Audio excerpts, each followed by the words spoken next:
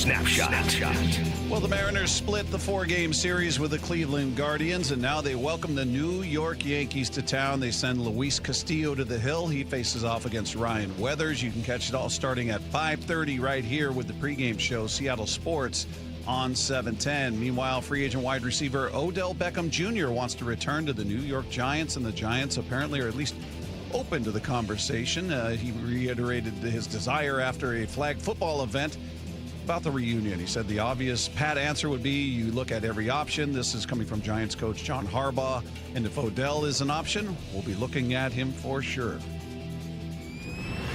Snapshot, brought to you by Miller Lite. When it's game time, it's Miller time.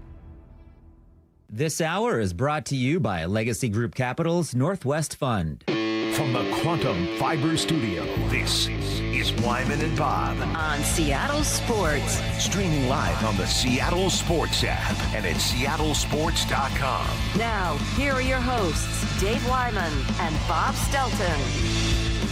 Welcome, everybody. It's Wyman and Bob. This is Seattle Sports on 710, seattlesports.com. Happy Monday to everybody out there.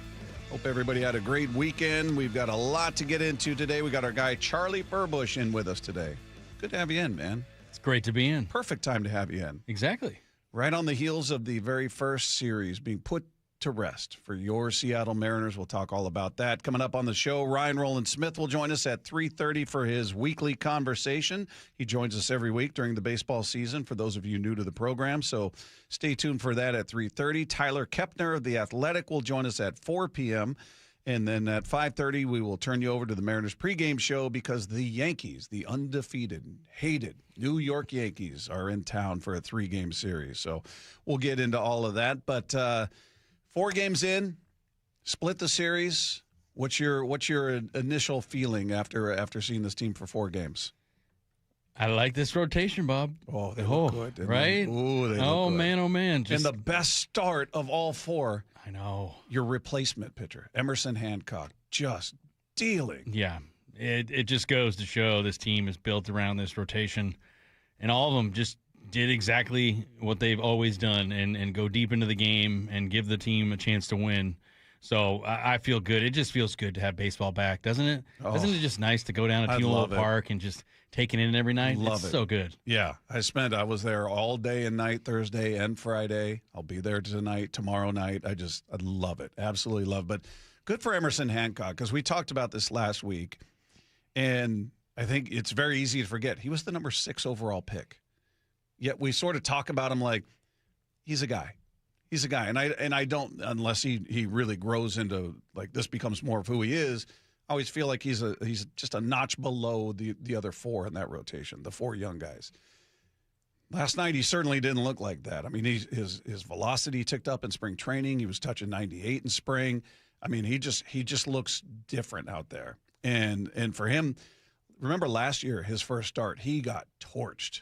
And you defended him, but he got sent down after that. And everybody's like, oh, this guy's terrible. And so we kind of talk about him like an afterthought. Like, yeah, just keep him in the game.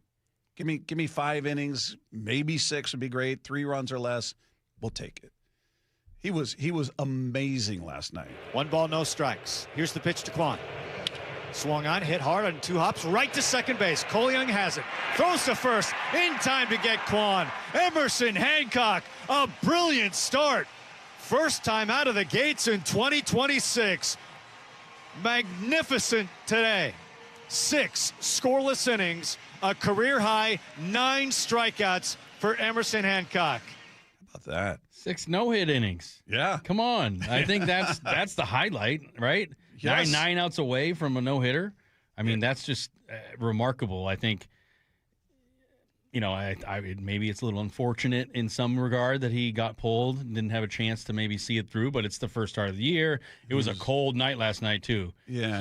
So 90, 97 pitches. 90, yeah. So, and I think I didn't have a problem with that. But it's like, yeah, even if you have 3 10-pitch innings, you're still at 125, First time out of the gates. Right. So you need him because Bryce Miller's not going to be back, but I guess presumably till the beginning of May. Yeah, as I, thought about it last night, and it's great that we're talking about it now because, I mean, how do you feel? It's like, if it's in July, do you let him go?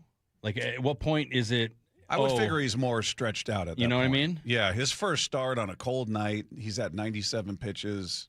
No, I didn't have any problem with them taking him out. Yeah, I mean, I don't either. I mean, health is the most important thing, and the rotation depth and how they have handled it so far. I totally agree. It just always my curiosity, man. It makes me a little curious. Like, could he have gotten batter to bat? Could he throw like a 6-pitch inning and then maybe another 6-pitch inning? Do you run him back out there and say, let's see how he does? We'll have our guys ready in the bullpen, but let's give him a shot to go out there in the first hit, first time he looks like they're squaring it up, even if it's a loud out, we're going to pull him. Right. Would you have gone that route? I mean, part of me says yes because it's like I seesaw on this, right? On one side, I go, no, take him out. Health, great first start, great way to start the year.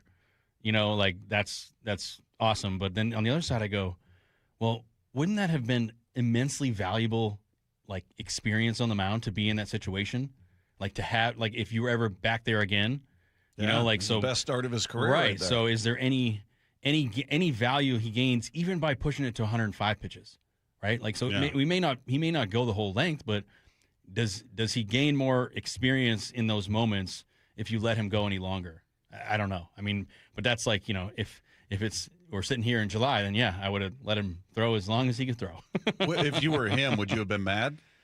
I mean, I think no. I mean, yes and no, because you definitely realize that it's a no-hitter at that point. You know, you understand that. Now that you've gotten through 6, you got 9 outs left, and there's a real chance that it could happen. But, you know, if he had 20 less pitches, then no doubt, right? He would have been out there.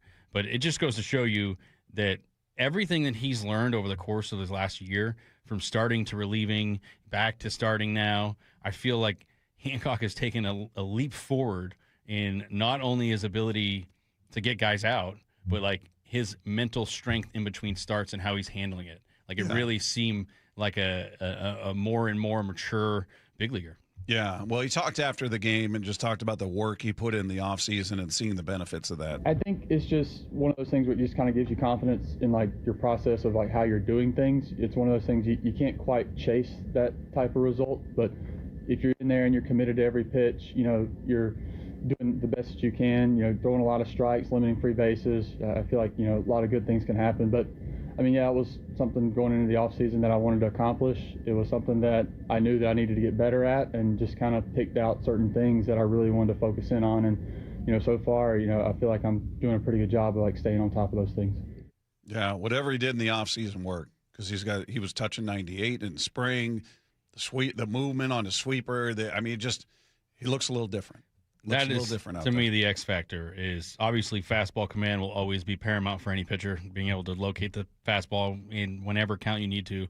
But that sweeper last night just looked like it just had another like level, another you know, more depth, more you know, more side to side, and it just seems like such a weapon, not only against righties but that back foot against lefties. So just a huge weapon for him, and I just seemingly seeing more and more great steps. And like you said, he's a first round 6 overall pick for a reason. And sometimes guys in the first round just have to take a little bit longer to get seasoned to understand, you know, what they can and can't do and who they are. And it certainly seems like Emerson Hancock is starting to figure out exactly who he is. After the game, Dan Wilson was breaking down what he thought led to such a strong outing for Hancock. I mean, you know, I think getting in good counts, especially getting into 2 strike counts, you know, the hitter becomes in swing mode. And, you know, his stuff, you know, every pitch, this is every pitcher's stuff. It just becomes better. And you know, I think, you know, it's really up to Emerson to execute, and what he did today was really good execution. You know, I think just the one-hit batsman, right, at one point. But outside of that, you know, really hard to take a guy out after no hitters, after no hits, you know, through 6 innings. But, you know, the pitch count was where it was. And but you're right, he just attacked. And I think, you know, we've seen it with our other guys, you know, just that mental approach. The physical stuff is there, but his mental approach is he was attacking. He was on the offensive, and I think that's how he pitches the best. That was fun. That was just fun to watch what he did and what this rotation did in the 4 games. I mean, they were outstanding. The one outlier would be Logan. I thought Logan was good. I didn't think he was great. He was 5 1/3. He gave up 3 runs. No walks, though. No walks, and he had 7 strikeouts. So but he's your opening day guy. I expected more of a, what we saw at a Kirby or Wu from him. Maybe he gives up a run, maybe 2, gives you 6 at least. He didn't, but I'm nitpicking here. Your rotation combined went 23 1/3 and gave up 6 earned runs. 3 of those came from Logan. So between the other 3, they gave up 3 earned runs combined. They were spectacular. And I know Cleveland wasn't a great hitting team last year, and even though the rookie was just torturing them in the series. But DeLauder, yeah. Yeah, but, I mean, that's a beautiful way to start, because we talked about it for last year, they were just so uneven because everybody took turns getting hurt. Kirby starts the year on the IL. Logan goes on the IL. Bryce is back and forth multiple times on the IL. Wu gets hurt at the end of the season with a pec injury. I mean, everybody took turns except for Castillo, and you still got to where you got to, 8 outs away from a World Series. Now this gets you daydreaming, like, can it be just even close to what they were in 24, where they only had 7 guys make a start? That seems like a big ask, but if they can find the middle ground, somewhere between 24 and 25 in the way of availability, I don't know how they're not the favorite in the AL.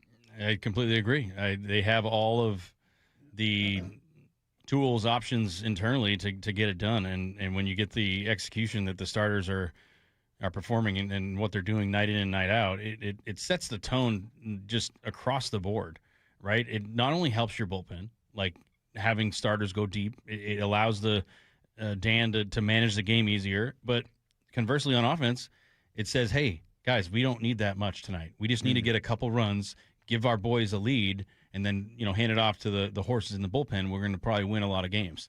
But as you have seen, runs kind of can be challenging, but it shows me how important this rotation is to the success of this team. Yeah. Brendan Donovan, the newest Mariner, who's been outstanding, talked about this rotation and how impressed he was after this series. Our pitching is really good. That's one thing that really stands out. I knew it was good as an opposing player, but like seeing these guys go about their business every day, our pitching is really, really good. And we have the ability to flip a game like today, right? I mean, you get a good start, you get a couple big swings here and there, and we had a couple add-on innings. I think that's guys kind of all of us starting to mesh a little bit better together and go from there. So he's impressed as the new guy there, and we'll certainly talk about him. But just sticking with pitching, what's your feeling been about the bullpen? Because that's, again, we can only go on what we've seen so far. It's 4 games, so I'm not drawing hard and fast conclusions on anything. Some guys have looked good. Some of your leverage guys, Aspire didn't look great. He gave up 3 hits, 2 runs, and an inning and a third. You had Munoz, great the first night. They have him back-to-back nights. Velocity was down a little bit. I don't know if that's just early season, but he got touched up for the home run by DeLauder. And then Bizzardo gave up a run on a hit. 2 walks was more. I was like, all right, the command isn't quite there. What are you seeing out of the bullpen? Yeah, overly not concerned with how the bullpen is shaked out. Obviously, you want to see success. You want to see guys get off to a good start and kind of build off on what they did last year. And what happens sometimes in the, and you mentioned maybe some velocities down, aside from being cold, right? The transition from getting, I think that's like as the season unfolds, you're not so used to, but the last 6 weeks they've been playing day games and the intensity is different. And now it's a night game. Now it means something. So I find myself being like, okay, I remember those days. I remember being like, get me up to Seattle. Let's get this started. Let's get it started. And then you get up there and maybe you're just not as efficient as you want to be. But from overall stuff, from pitch shapes, what the secondary stuffs are doing for most of those guys out there, Spire, Munoz, and Bizzardo you mentioned, I think they're actually in a good spot. And in one way, shape, or form, they didn't get beat up too bad, and some of these things can be fixed. I know Spire gave that double up to Ramirez, but as we talked about, it was a pitch beneath the zone, and there's not many hitters that can go ahead and hit a double off that pitch. So that could also have looked differently than his numbers. So early on, I think I just want to see some good, strong body language, and I want to see some good action on those pitches. And right now, I'm seeing that. You mentioned Munoz giving up that. I mean, you kind of have to tip your cap to DeLauder on that pitch, and up and away 97 field. And he hits it out. I mean, on a cold night in Seattle, opposite field, yeah. So he was obviously seeing the ball as a beach ball coming in. So that won't last for long. I mean, it's going to change. But the bullpen, I think, is in a really good spot. And it's another place that will continue to be a place that will always be relied on. Like, these guys have continued to do it time in and time again. And I think if the starters continue to do what they do, it's just going to allow those guys to fall into those slots like perfectly and allow them to get, the job done. What about a couple of the new faces we've seen out there? We saw certainly Cooper Criswell's gotten 4 innings so far. He's been out there for a couple of games. Ferrer, the offseason acquisition, as well as Cole Wilcox was in there briefly for an inning. What's your takeaway just from the faces that are new? Yeah, well, I think those 3 you mentioned, what I hope to see is that Jerry Dipoto and Justin Hollander found these guys and said, yeah, well, welcome to the Mariner way. You guys are going to have great seasons. And they could have a great year. And that's what I'm hoping out of Criswell. I think he has the stuff to kind of get outs, like he doesn't necessarily have the stuff that's going to blow you away, but throws strikes, doesn't throw anything straight, and seems to keep hitters off balance. Ferrer, I think, is the one X factor that I'm not sure if we've seen, everything that he can do yet. Like, it's early on in the season, but his stuff certainly looks nice, smooth, fluid motion, 97, 98, pretty easy. And you just wonder at a guy like that where he falls into, especially when it comes to late in the game. Is he going to be more, used in those mid-relief innings, or does he fall into a, 8th inning situation when Spire's down, let's say, because they need a double play? Mm-hmm. I mean, I think that's the one thing that's going to be huge for this bullpen, is that if Ferrer can come in and continue to be that ground ball specialist that he is, you're going to be able to get out of innings way faster. So those are the 2 guys I think have some, real interesting, trajectories this year. And then Wilcox, another big arm, another guy that is trying to establish himself and could, come up and say, hey, I got big stuff. And, you throw in a couple of good outings, and then they put you in a leverage situation, you get it done, and you find yourself getting more of those. So the bullpen is definitely hard to predict, but generally speaking, I really like everyone down there and the roles that they're in right now. I feel like the Mariners have done a great job of keeping the volatility of a bullpen at a minimum. We see that year in, year out. We saw it with the Mariners years ago, where one year they had one of the best bullpens in all of baseball. Next year, essentially the same cast, wasn't even close. And that's the nature of a bullpen everywhere.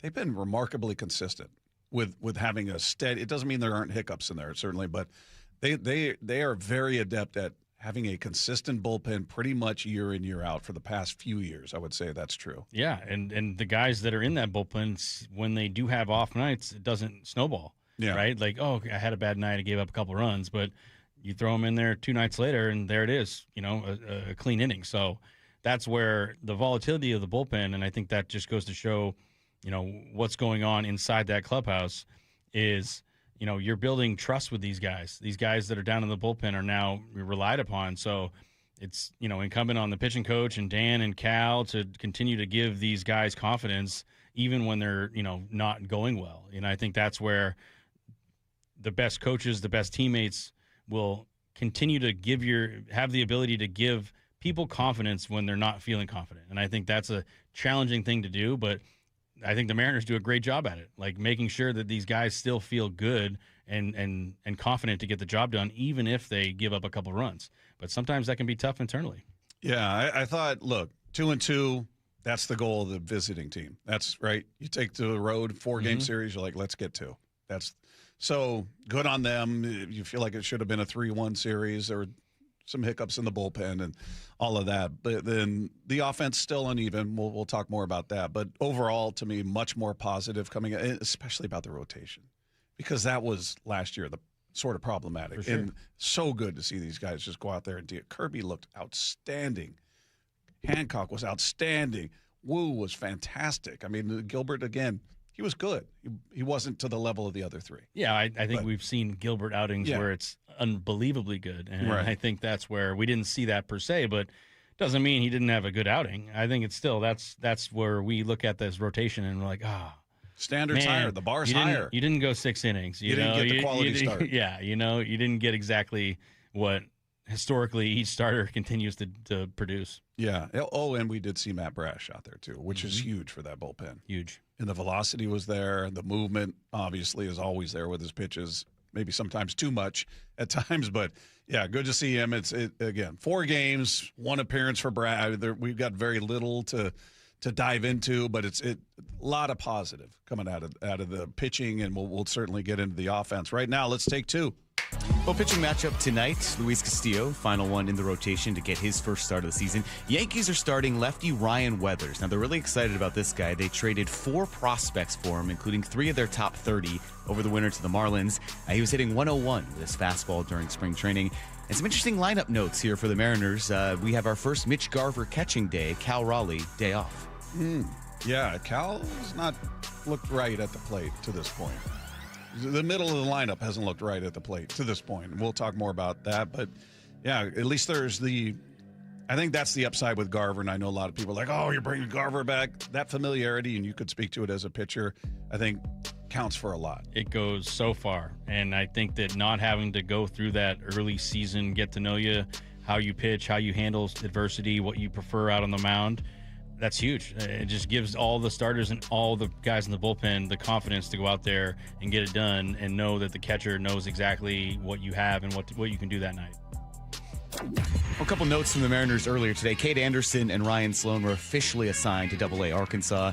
Nothing earth-shattering. There were some theories about where they would start. So AA it is for them. And then a guy they'll be glad to not see today, Cleveland rookie Chase DeLauder, you mentioned him. He becomes the first Cleveland player to win Player of the Week in week 1 of a season since Albert Bell in 1995. Since Joey Bell. Remember, he was Joey Bell. Then Albert Bell. Yeah, he was a little temperamental. I'll never forget when he trucked that guy running to second. Do you remember that? Oh, it is. Pull that up. It is like one of the greatest. Yeah. He just ran and just completely shoulder checked him to the ground. Yeah.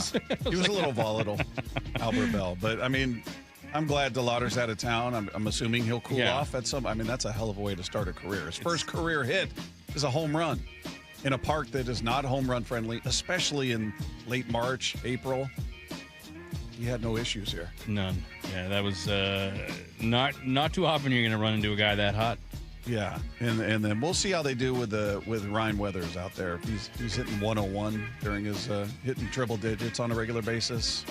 It's going to be an interesting matchup. Yeah, to see out there. It's going to be fun to see The Rock back out there, and a guy that's just such a steady pace, steady presence out there. And yeah, I think the Yankees just always, they totally elicit a different kind of experience when you play against them. You know, it's different than, no offense to the other teams, but it'd be different than playing the Brewers. You know, I think the Yankees in their history, it's always fun to play. You'll see it in tonight. The Yankees fans travel well, but you know what I'm excited to see? I am really excited to see what happens when Aaron Judge walks to the plate for the first time. Oh, he's going to get roundly booed. Right? He's totally going to get booed, right? Yeah. It's just going to be, super booed, right? Yeah, because people feel like he didn't deserve. A little tough to cows out of the lineup then, you know? To see that, head matchup there. And the Yankees are undefeated at this point through 3. They've played 3 games, and they're 3-0. So, and they were all on the road. So, yeah, they continue the season on the road. Meanwhile, Take 2 is brought to you by Swedish Cyberknife. Treat prostate cancer with Swedish Cyberknife. Swedish.org/Cyberknife Prostate. There were some unlikely offensive heroes over the weekend. We'll get into that next. It's Wyman and Bob with Charlie Furbush in Seattle Sports on 710. After salvaging a split in the season's opening series, Emerson Hancock, a brilliant start. Behind a dominant pitching performance, Emerson Hancock, a new career high, 8 strikeouts. Tonight, the Yankees are in town starting a 3-game set with a rock on the mound for the M's. First pitch at 6:40. He's at the wall. It is gone. Brendan Donovan strikes. Hear every pitch live for free on the Seattle Sports app. Xfinity Tech Support, Matthew speaking. Hi, I live in a pretty remote place, like Jurassic Park remote. No! Wow. Will Xfinity Mobile work out here? Yep, the combination of reliable Wi-Fi and 5G makes it so that you can stay connected in all kinds of places. Plus, you get access to ultra-fast speeds and coverage, whether you're poolside or out live streaming with a T-Rex. Hold still, you're about to go viral.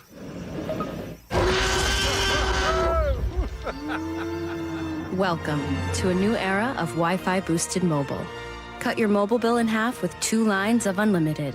Learn more at xfinitymobile.com. Xfinity. Imagine that. Watch Jurassic Park with Xfinity. Restrictions apply. Xfinity Internet required. Savings comparison based on promotional rate for 2 lines of Xfinity Mobile Unlimited versus 2 lines of T-Mobile Experience More, Verizon Unlimited Plus, and AT&T Starter as of February 10th, 2026. Taxes, fees, extra. This might be the most surprising statistic I've shared in decades of doing local news. More than 75% of commuters will be involved in a car accident at some point. JP Pendergast of Pendergast Law with more. What makes it more surprising? The average person will be involved in 3 to 4 collisions in their lifetime. With accidents unbelievably prevalent, what are some safety tips if it happens to you? Safety first. Secondary collisions are not uncommon while awaiting help. Turn on those hazards and remain in a safe place. If a bystander witnessed the accident, capture their information and encourage them to remain at the scene. Seek medical attention immediately if needed, as delaying can be a costly mistake. Lastly, remember that statements made to police and insurance adjusters can affect your case. Collisions are more common than we'd like to think. If you find yourself in one, follow these helpful tips and then call my friends at Pendergast Law. If you or a loved one's injured in a car accident, call Pendergast Law. We can help. PendergastLaw.com.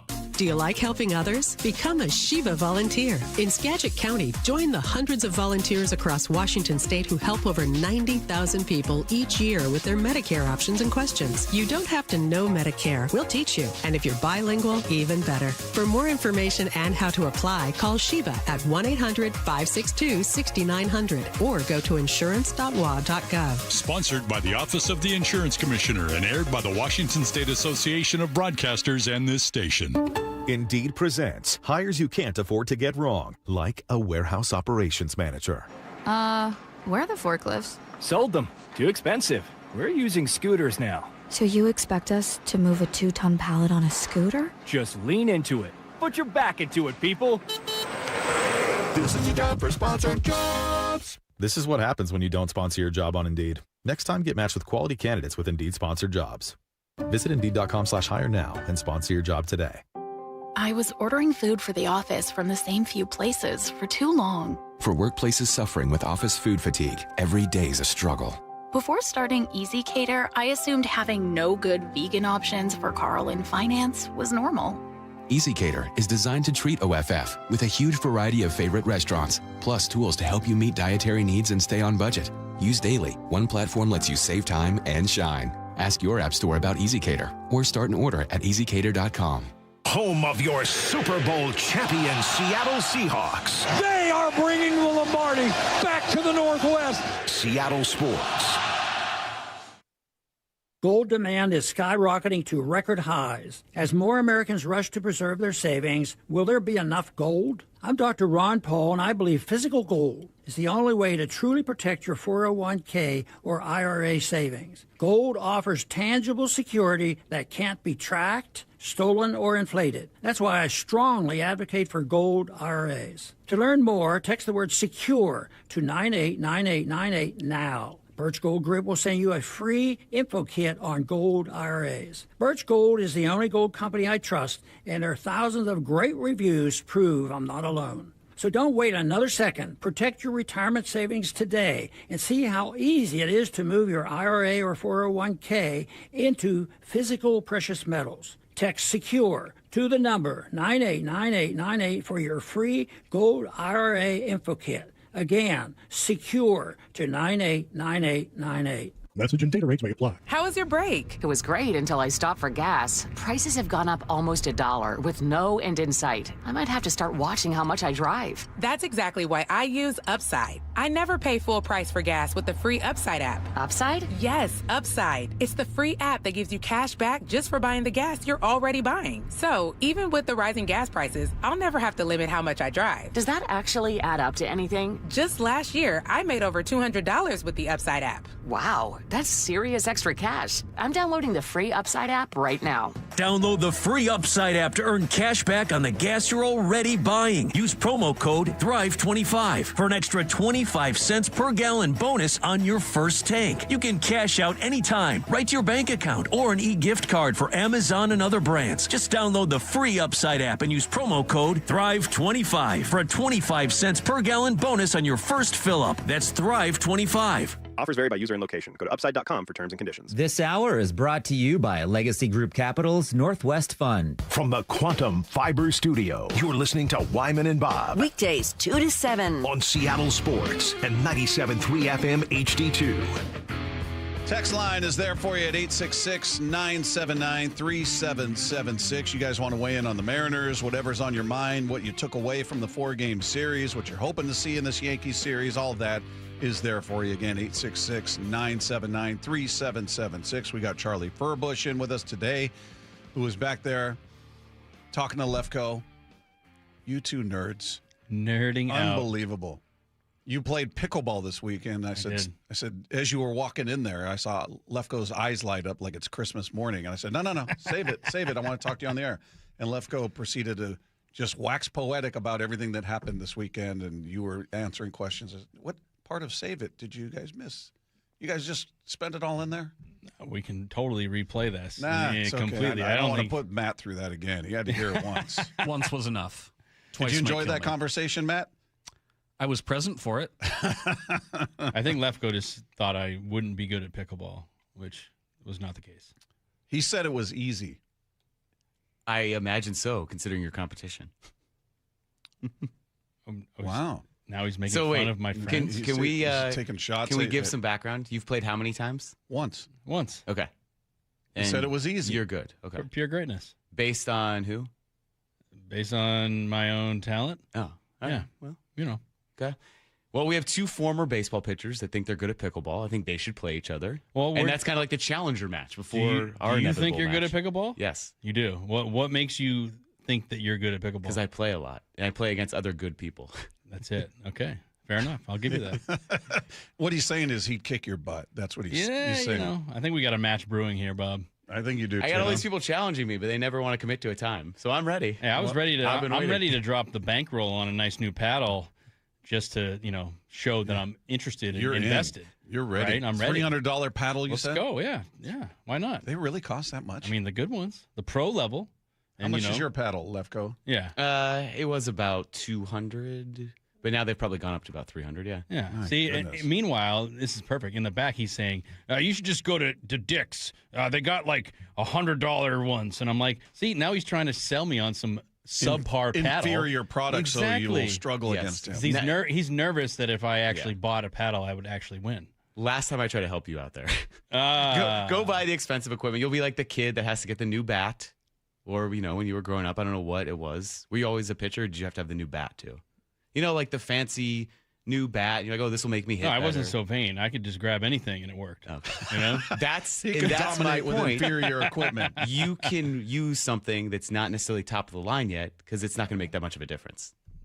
That got lost in translation, I think. I think he thinks it's not going to make a difference, but I believe it would. Yeah. I look forward to you beating him sometime soon. Well, we'll have like running match every week, See who. I'm still waiting for Ryan and his supposed pickleball match. He's good. Ryan talks a lot of it. We'll get into the Mariners here in a second, but Ryan did the funniest thing ever is he filmed himself playing his little boy, who I don't know how old his son is. He's very young. And he's smashing the ball at him to show Lefko and go, see, this is what you got coming. His little son's got no chance, and he's just firing missiles at him. Well, see, the problem, Lefko, is you can't handle the southpaw. That's why he's, that's the issue, right? He's so used to all the righties, and the southpaw comes in, and he goes, it spins the other way. Never played a lefty before. That's right, exactly. You're right. There's not that many. Imagine if we teamed up. Oh, you that and Ryan might be a skunk. Versus Lefko and a player of his choice. 11 zip, dude. I will take Matt and beat you. Wow, you would take Matt and beat Ryan? I mean, Salk tells the story. I carried him one time against two old people at Green Lake. So. No, that's you. That was your story. I didn't hear him say you carried him. You said you carried him. Oh, yeah. I mean, he wanted to play. I didn't want to lose these two old people, so I had to carry him. He had to carry him to victory. I like that he put it. Salk told the story. No, that was Lefko's story. All right. How about what we've seen offensively from this team? It's been some of the. It's not Cal. It's not Julio. It's not Naylor. It's Luke Raley. It's Dom Canzone. It's the newest addition. Brendan Donovan is on fire. It's 4 games. I'm keeping that all in perspective. But What a way to endear yourself to your new fan base, to come out and hit a home run in the very first game, right? Unbelievable. He's hitting, just keep it in mind, one game changes these numbers dramatically. He's currently hitting .429, right? He's got 6 hits. 2 of them are home runs. He's driven in 4. He's walked twice. He's got a .556 OPS at this point. He has been fun, to say the very least. Canzone walking down the third baseline. The pitch swung on, stroked, right field, hit well. DeLauder over at the track. He's at the wall. It is gone! Brendan Donovan strikes. Hoist the trident. Home run, Brendan Donovan. 3-run blast. The Mariners lead 4-0. So he's on fire, to say the very least. Then you got a guy whose season was completely disjointed last year and lost pretty much to injury, and that's Luke Raley, who got off to a slow start. Then the oblique injury happened, and it just derailed the whole season. We saw his potential the year before. He's got 3 home runs so far on the season. Here's the pitch. Swung on, crushed, center field. It is back, it is deep, and it is gone!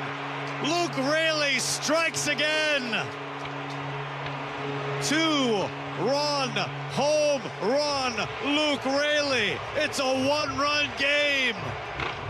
He has homered in every game of the season so far. And the Mariners in striking distance, down just 1 in the 10th. That's huge. I mean, how, in your opinion, how big is it for these guys that aren't the stars, if you will? These are part of the platoon. Luke Raley's part of the platoon in right field and DH. Same with Dom Canzone. Dom Canzone currently hitting .300, .417 on base. He's got 2 home runs. He hasn't struck out yet. How about that? So these guys tasting that success, and I don't want to leave out Randy, who's walked 5 times so far and has struck out. He's struck out once. By way of comparison, Cal has struck out 10 times so far. Randy just once, hitting .308, 500 on base at this point. But just some of these guys that aren't, the main event, if you will, not talking about Randy, but Luke and Dom, seeing these guys have this early success while the middle is still trying to find their rhythm. How big is that moving forward? It's huge. Having the bottom of your lineup, not to mention Cole Young as well, right? Young, yeah. I mean, the whole cast of characters at the bottom of the lineup are arguably the reason why the team is 2-2, right? It's amazing to see when you have a strong bottom of the lineup how much that can impact a game. And you mentioned, the main event,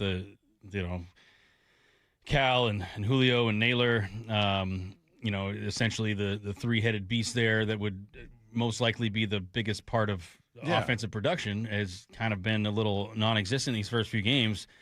But it just reminded me, I'm like, if the bottom of the lineup is clicking when the top of the lineup is clicking, right? How many runs are they going to score? I mean, at this point, the way that the bottom of the lineup is swinging the bat and running into the ball and hitting it over the fence has just been what a sight to see. And I think Raley is really a big, bright spot of that because of, how down of a year it was last year. And for him to come back and come out strong this quickly and you'll find the barrel and hit some balls very hard, it just shows that this team is way more dangerous than I think it appears. Yeah, Dan was talking about why he's so encouraged by Raley's start. Yeah, great to see. Again, we talk about the injuries he's gone through, all the work he's put in to get back, and to see that, the fruits of that hard work come to play, very early is outstanding. And, what we see, from Rails here early on has been great, and we're really excited about it.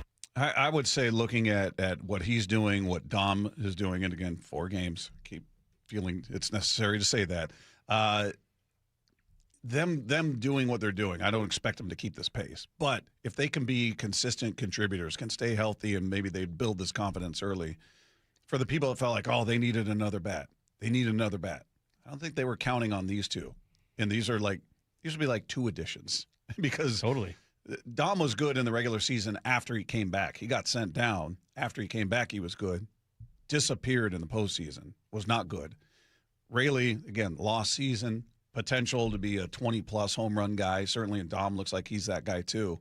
We're talking about where did they replace the production of Polanco? Where did they replace the obvious natural regression from 60 home runs for Cal? They're your 2 prime suspects. Yeah, and at this rate, if either of them keep playing the way they're playing, it's going to be hard to take him out of the lineup. And I think that's the really challenge that Dan may run into is at what point do you let, they're all capable of being starting major league players, but at what point do you say, all right, we're not going to platoon anymore? Are the splits that dramatic, or is this player playing very well? I mean, you mentioned Canzone. He has handled left-handed pitching at a decent rate. So, if that continues to go down that path, do any of them find themselves in the lineup every day? I don't know. But, I mean, it's certainly, if that was the case, you're getting a ton of production out of it if that's how it plays out. Yeah. There's been a lot of good from the offense, but the production, as we talked about, hasn't been there yet from the expected sources. We'll get deeper into that coming up next. It's Wyman and Bob, Charlie Furbush in at Seattle Sports on 710. After salvaging a split in the season's opening series, Emerson Hancock, a brilliant start. Behind a dominant pitching performance, Emerson Hancock, a new career high, 8 strikeouts. Tonight, the Yankees are in town starting a 3-game set with a rock on the mound for the M's. First pitch at 6:40. He's at the wall. It is gone. Brendan Donovan strikes. Hear every pitch live for free on the Seattle Sports app. It's a fact. When your eyes work correctly, light focuses through both your cornea and your lens to give you high-quality vision. Hi, it's Dr. Kopstein from K2 Vision. Here's another fact. As we near age 50, we begin to lose the quality and function of our natural lens. That's when we start to reach for reading glasses and contemplate those cataracts on the horizon, typically in our 70s or later, but inevitable if we get old enough.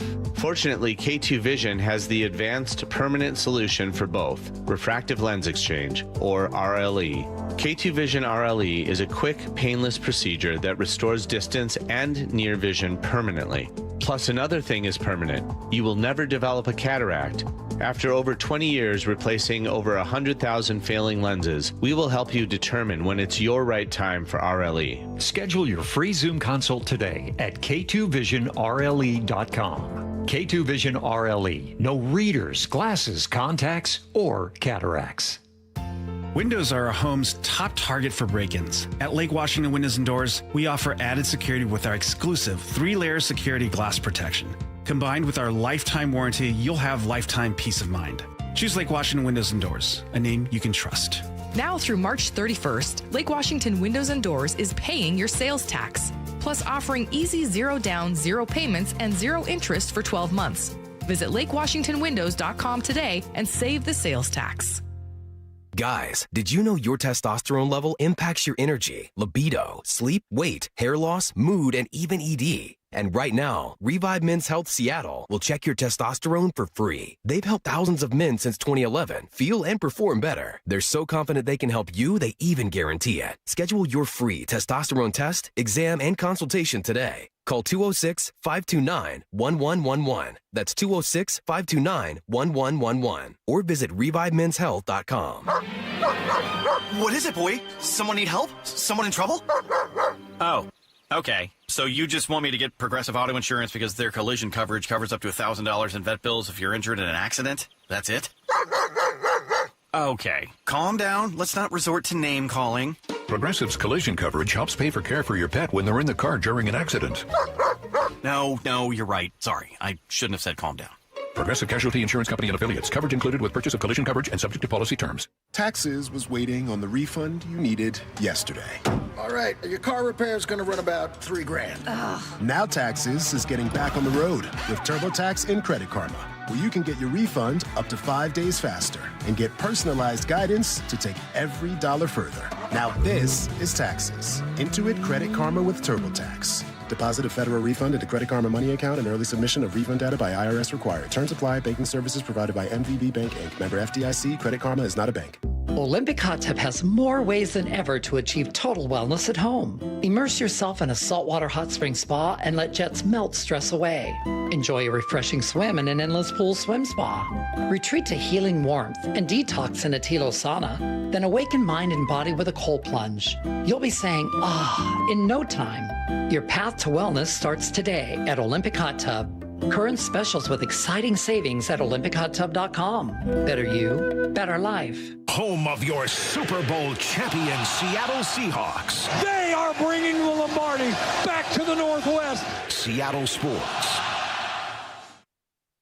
Hey, Mike Salk here with Dr. Coogan from Eastside Weight Loss Clinic. And Doc, what do you say to people who are considering those GLP-1 injections for weight loss? Before you start, ask yourself this. Are you prepared to spend $3,000 to $5,000 per year and stay on the medications long-term to maintain the results? Many prescription weight loss injections require weekly shots, and when the medication is stopped, weight gain is common. And most people don't realize research shows a significant portion of the weight lost can come from muscle, which may slow your metabolism and make keeping the weight off even harder. From personal experience, I can tell you Eastside Weight Loss Clinic takes a different approach, a doctor-developed program helping people lose 20 to 30 pounds in just 60 days. No injections, no synthetic hormones, no long-term dependence. Instead, we use real food to reset your metabolism, control hunger, and cravings naturally. So come to their clinic in Kirkland or do the program from anywhere you live with easy remote options. If you want a safe, affordable alternative to weight loss injections, go to eastsideweightlossclinic.com to keep the weight off for good. Dr. Ryan Coogan, D.C. Results may vary. Well, I'm sure by now you've heard interviews with a whole lot of people who took the First Mark Challenge and saved so much money on their insurance and got better coverage too. We call them First Mark victories. Well, I took the First Mark Challenge too, and I'm thrilled to say that First Mark is saving us thousands. Now, that's what I call a victory. You know, I was with the same agent for so long, I simply assumed they were working hard to get me the best coverage and save me money. But it wasn't the case, and you should find out too by taking the First Mark Insurance Challenge. First Mark works for you, not the insurance carriers. First Mark will fully analyze your current coverage, making sure you're not overpaying for the wrong coverage, which could leave you at risk for financial loss. Then they carefully search the market, dozens of major carriers to find you the best fit, and that's it. First Mark Insurance has helped thousands of families successfully manage the complicated world of insurance and save them thousands, me included. Be the next First Mark Challenge victory. Take the First Mark Challenge right now. It's totally free. Go to firstmarkinsurance.com. First Mark Insurance. They work for you. From the Quantum Fiber Studio, you're listening to Wyman and Bob. Weekdays 2 to 7 on Seattle Sports and 97.3 FM HD2. Text line is there for you, 866-979-3776. See guys in this lineup just pressing? What are you seeing? Specifically with Cal, who, by the way, has the day off today. Already a day off, which seemed necessary. He doesn't seem like he's seeing the ball very well. Yeah, I think, that's part of it. I would also say there is probably a pretty big emphasis when it comes to scouting reports of not letting this guy beat you. So, he's going to be, and we saw it last year, the approach was different in how he was pitched and, what they were throwing him, and they weren't giving him a ton of pitches, to actually go ahead and do some damage. And Cal last year seemingly hit every opportunity he got. And I think this year, in regards to Cal, I think there's a couple of pitches that he probably wishes he, would have barreled up. A couple of foul ball homer there. I think there's a little bit to like from it, but I think when it comes to the swing itself, it just, you just kind of kept seeing him swing underneath the ball, and it just tells me the swing's just a hair too long, right? It's just a little bit too long, and I'm sure he's getting some, in his mind, really good pitches to swing at, and sometimes as hitters they get excited, they want to do damage, and it's on each individual hitter to understand their skill sets and use them, and then go execute on pitches you can handle. But at no point am I concerned with Cal being, in a slump per se. It's like every hitter is going to be challenged at some point or another, and it just happens to be this first series just looked a little rough. But I still see a lot of aggressiveness and the way that he's attacking, the pitches that he can handle. Now there was a little bit of chase and a couple pitches too, so you balance what you're trying to experience and what you're doing out there and what you've done in the past, and how do you apply it versus what they're doing. And as you learn the league learns you, and there's a whole litany of things that are variables that go into it. But Cal is just, I think, a classic, major leaguer, and before you know it, it could be after this series, and everyone's going to say, "Oh, he had 2 homers." Yeah, Cal's back. Yeah, I don't think anybody's panicked. I mean, it's not the start you want. To this point, he's 2 for 15 with 10 Ks, so he's chased. I saw a lot of chase, things that he seemed. There's always going to be swing and miss with Cal. I mean, even last year, that's just part of his game. Same with Julio. Julio's got 6 Ks. He's 1 for 15. They both have 3 walks. They both have 1 RBI. Naylor's 0 for 15. So between those three guys, you got 3 hits. You're 3 for 45 with 19 strikeouts and 9 walks. It's not awesome, but I think we all expect, these guys are going to find it. They're going to end up when the year's done, numbers are going to look like they do every year. Maybe not 60 home runs, but I think there's not a lot of panic. It's just I was wondering if you're seeing, I don't know, maybe a little jump. I see it more with Cal. I feel like Julio's right there. I feel like he's been on some balls. He's fouled them. He hasn't squared it up yet. I thought maybe he'd get unlocked when he came up with that his hit was a big one. It tied the game. I mean, that was a clutch hit going opposite field. He feels like he's timing. I feel like he's seeing it a little bit better than Cal is. We're debating one guy that's got 1 hit, the other guy's got 2, but it just feels like he's been on it. He's close. We'll see. But what are you seeing with Naylor? You see him pressing. You see some bad. He's making contact. He's not striking out a ton. He's only got 3 strikeouts, but he just hasn't had that ball fine grass yet. Yeah, it just seemingly missing the barrel. That's he's making contact, like you said. He's taking some pretty good swings, but just seemingly either a little jam or end of the bat. And I just same thing. It's a guy that's just trying to find the timing, find the zone, and go ahead and attack the balls that he can.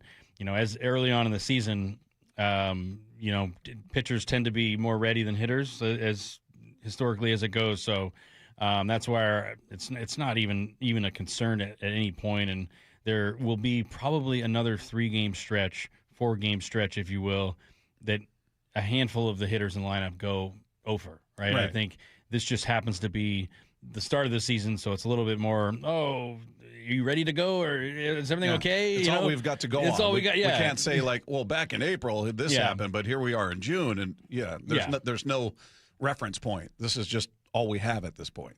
Totally. And as we saw with Cleveland and we'll continue to see with the Yankees, there are some really big, strong arms out there. So every at-bat is going to be a test, and you're going to have to do the best you can to stay within yourself to identify pitches in the zone that you can handle. And I think, you mentioned chasing. I think that's the hard part hitters are in sometimes, where they either are deceived by a pitch that looks like it's going to be a strike and go chase it because they pre-committed and they're going to try hit it, or, they're trying to figure out exactly, how to hit the ball and get on base. And when you're trying really, really hard, sometimes you're pressing instead of letting the game come to you. And that's what I think sometimes happens. These hitters get in their own way, and they just want to get on base. They want to, help score runs and ideally, help the team win.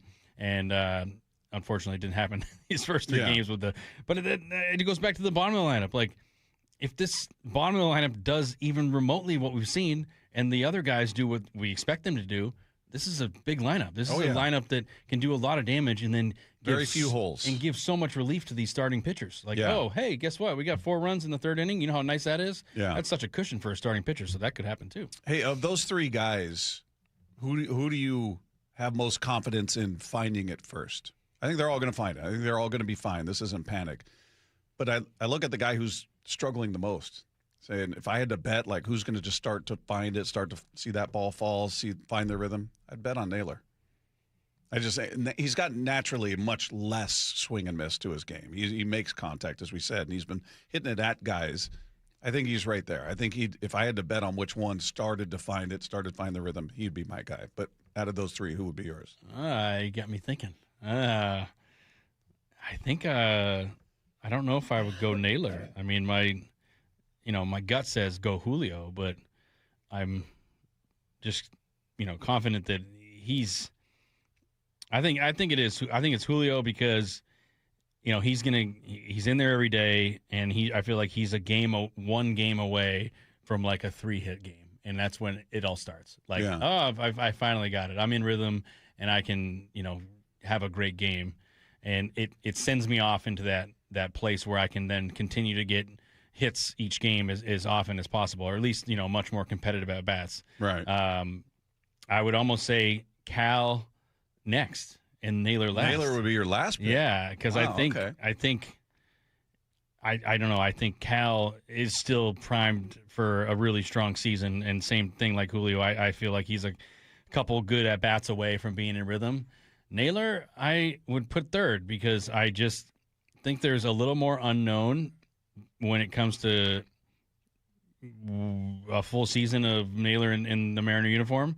Obviously, coming over last year and him lighting it up offensively in so many different ways, it makes me just want to see more of it early on to give me that confidence. So, you know what? I guess I'll be the yin to your yang, go the opposite. Opposite. All right. We'll see how it goes. They'll all get there. Yes. But we'll see who gets there first. All right. It was the biggest storyline of Major League Baseball's opening weekend. We'll get into that coming up next with Wyman and Bob with Charlie Furbush in at Seattle Sports on 710.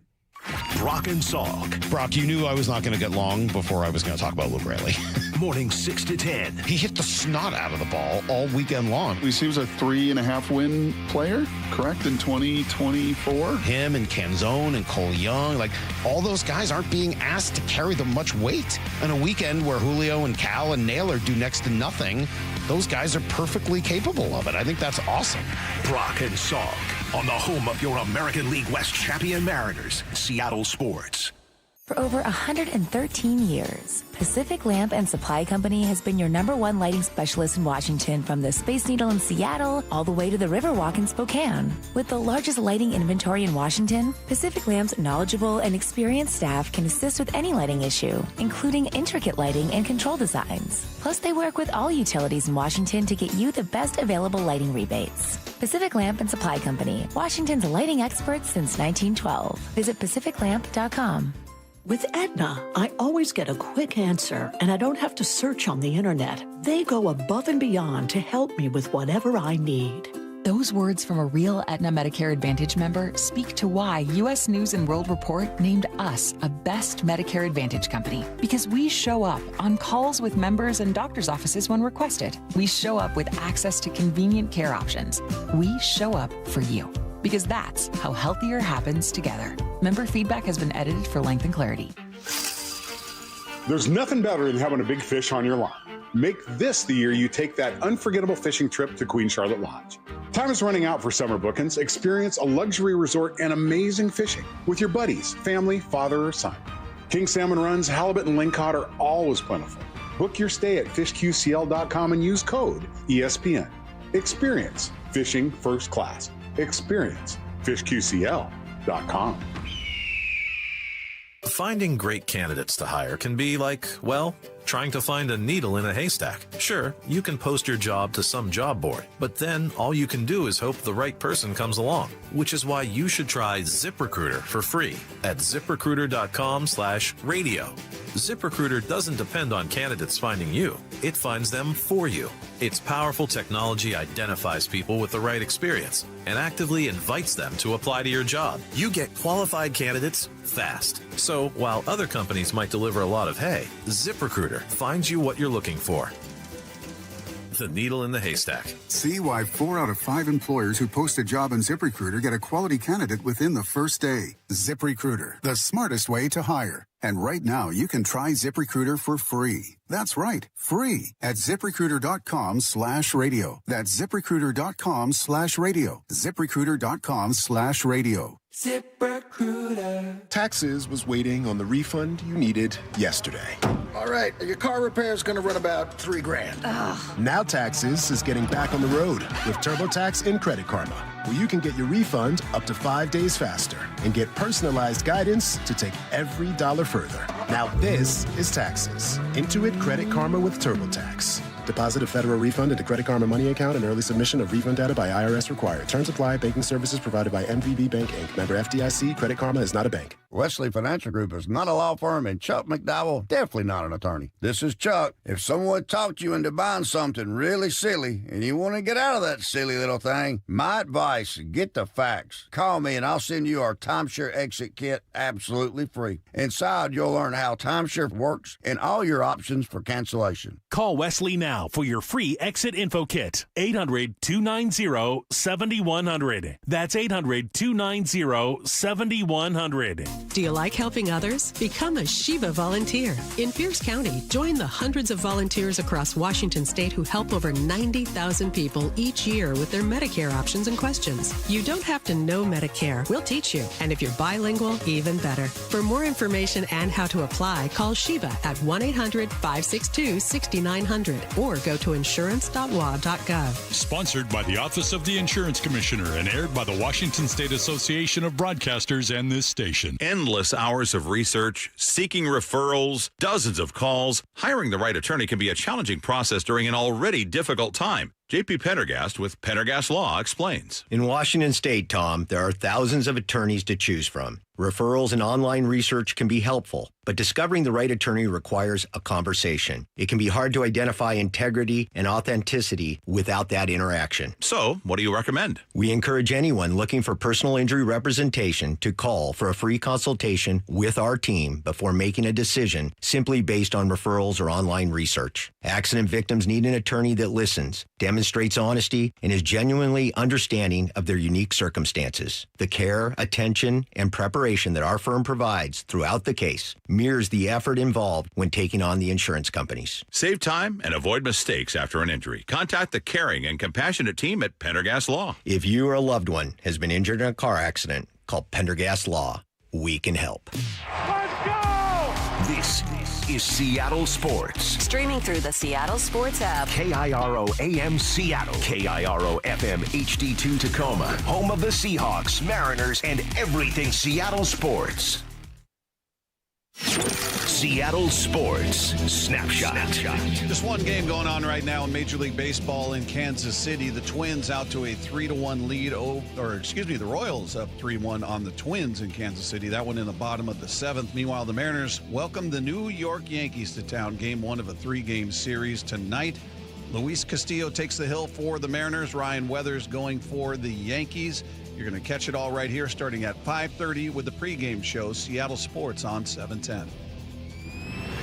Snapshot brought to you by Miller Lite. When it's game time, it's Miller time. This hour of Wyman Bob is brought to you by K2 Vision RLE. From the Quantum Fiber Studio, this is Wyman Bob on Seattle Sports. Streaming live on the Seattle Sports app and at seattlesports.com.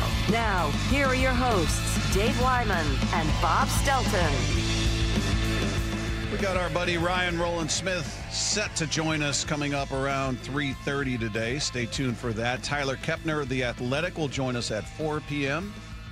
By the way, did you catch Ryan on the Peacock broadcast? Sure did. Sounded great. Nice job. Yeah, really good job. Sounded really good. Yeah. Did you catch him, Lefko? No, I was there. I was doing pre-post, so.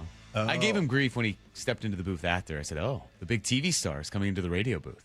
Gracing you with his presence. Yeah, coming in looking all dapper in his suit and everything. I'm hanging out with you guys, the common unwashed. We should ask Wyman, but I know he didn't see it, so. You know he didn't watch it. He didn't know he found get Peacock? logged on to Peacock. He was on the phone for an hour. He was screaming at broadcast is already over. Customer service rep on the other line going, "Sir, you have Peacock. I don't know what to tell you. It's part of your package." No, it's not. Anyway, yeah, so we'll talk to Ryan coming up at 3:30. The text line is there for you at 866-979-3776.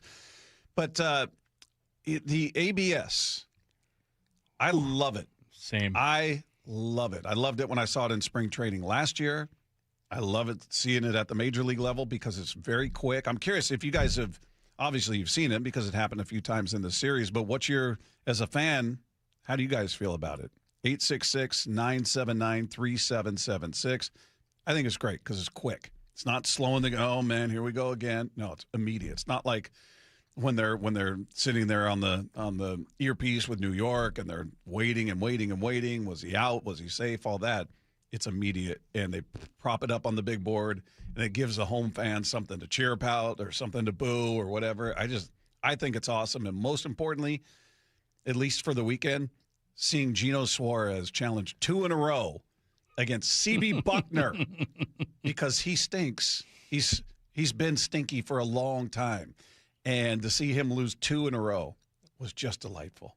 I thought that was awesome. Yeah, that was a sight to see, having Gino double challenge Buckner. And how about that? 2 get in a him row. Right. Oh, man. But you're right. The system is I think, in one way, long overdue. I mean, it's so nice to have this ABS system in place where you can change the course of an at-bat, change the course of an inning, ultimately change the course of a game. Yeah. And I think we've already seen that so far. So it's certainly fun to see how teams are using it, how the Mariners have used it, when they feel it's appropriate. And you've seen some success, you've seen some failure, and that's going to be, it'll be fun to see how that works. Is it valuable to do it early, save one late? I mean, I think a couple of games ago we saw Cal wish he had one, but the Mariners didn't have any left on a questionable pitch. So, well, it's just a whole different thing that you need to strategize. Right. Whole different element. Totally. And at the end of the year, someone's going to be better than others, right? Somebody's going to understand the strike zone more than others. And then, conversely, it'll be interesting to see what data comes out of missed opportunities, of times where you didn't challenge when you should have. And even if you had one, you didn't challenge and the hitter didn't recognize it. So there's going to be, I think, some more data that allows us to see who knows the strike zone and who can make that call. But it is fun to see. It goes super quick and it gets the call right. It doesn't, the umpires are taking it in stride as well. There's no issue for them to, hey, he challenged it. Let's see it on the board. Buckner looked a little irritated. But the second one, yeah. No, come on. He's just mad because he got shown up twice. Yeah, I know. Yeah, that's tough. But at the end of the day, it's awesome. It's going to change a lot of things. And from a pitching standpoint, I'm like, and even hitting, you can call it both ways. But like for me, it's the 2-1 count that flips to 3-1 or 2-2. There's kind of from how I would approach. I'd probably throw different pitches in 2-2 versus 3-1, right? So that can change the course of an at bat, and vice versa for the hitter. Put you in a bit more advantageous situation to get a fastball and drive it. So it's fun. I don't know what there isn't to like about it. Well, maybe you should ask Twins manager Derek Shelton about that, because he was ejected for arguing the result of an ABS call. And Helsley drops in a slider that is called ball 4. I don't think Adley Rutschman. I think he did challenge. The pitcher is challenging. Oh, the pitcher is challenging. Yeah, he put him right to his hat. Ryan Helsley with the first pitcher challenge. Oh! The first challenge by an Orioles pitcher, and Derek Shelton is incensed. He didn't think Helsley got that off in time. Well, he went right to his hat. He came off the mound and tapped his hat. Laz Diaz is yelling at Derek Shelton to get back. And the runner, Keyshaw, will be sent back to first. And Derek Shelton's been thrown out. He's arguing with the robots. You can't defeat the robots. You can't defeat the robots. He's arguing with the robots. I love it. So for those that thought, well, this is going to eliminate the manager blow-ups and we're not going to get to see that, there you go. You can still have it. Amazing. So I guess. And the pitcher challenged. Well, was he arguing with the robots, or was he arguing, hey, he didn't get to the signal quick enough? It's probably in time. Like, he didn't do it in time. Because you can't argue with the robot. It's right there. It's right there. Yeah. How do you argue that? You can't. It's got to be the timing of it. Like, hey, he did it half a second late. I think that's probably the issue. But I love it. Finally, I was waiting for that moment to happen. I'm glad you brought it up, because everyone's been, no, the pitcher can't challenge. The pitcher shouldn't challenge. And of the times in spring training the pitcher's challenged, they've gotten it wrong. So, Helsley comes up and boom, challenges and gets it right. How cool is that? I love it. Let's see. There's a story on SeattleSports.com where they're sort of documenting what happened, at least, obviously just a handful of games for each team. But challenges have had a 53.7% success rate through 47 total games. There were 175 challenges, an average of 3.7 per game. And catchers succeeded on 59 of 92 challenges for a 64% rate, but batters are 33 of 78 at a 42% rate. And there were just 5 challenges by pitchers. Let's see. Cincinnati batters went 6-0, and the Braves went 0-4 in that game. I just love that that it was Gino had 2 in a row. And then C.B. Buckner, the least stunning bit of news, had the poorest ABS results amongst umpires when 6 of 8 challenges of his calls were successful in Cincinnati's 6-5 11-inning win on Saturday. See, what I dealt with my whole career, Bob. Yeah. C.B. Buckner and co. just totally not knowing the strike zone. Angel Hernandez, Laz Diaz, they're all – we know their names for a reason. And that's what I say. From the way that I threw as a pitcher, I think that I would have gotten – had the system been employed or deployed, I would have gotten more calls from it.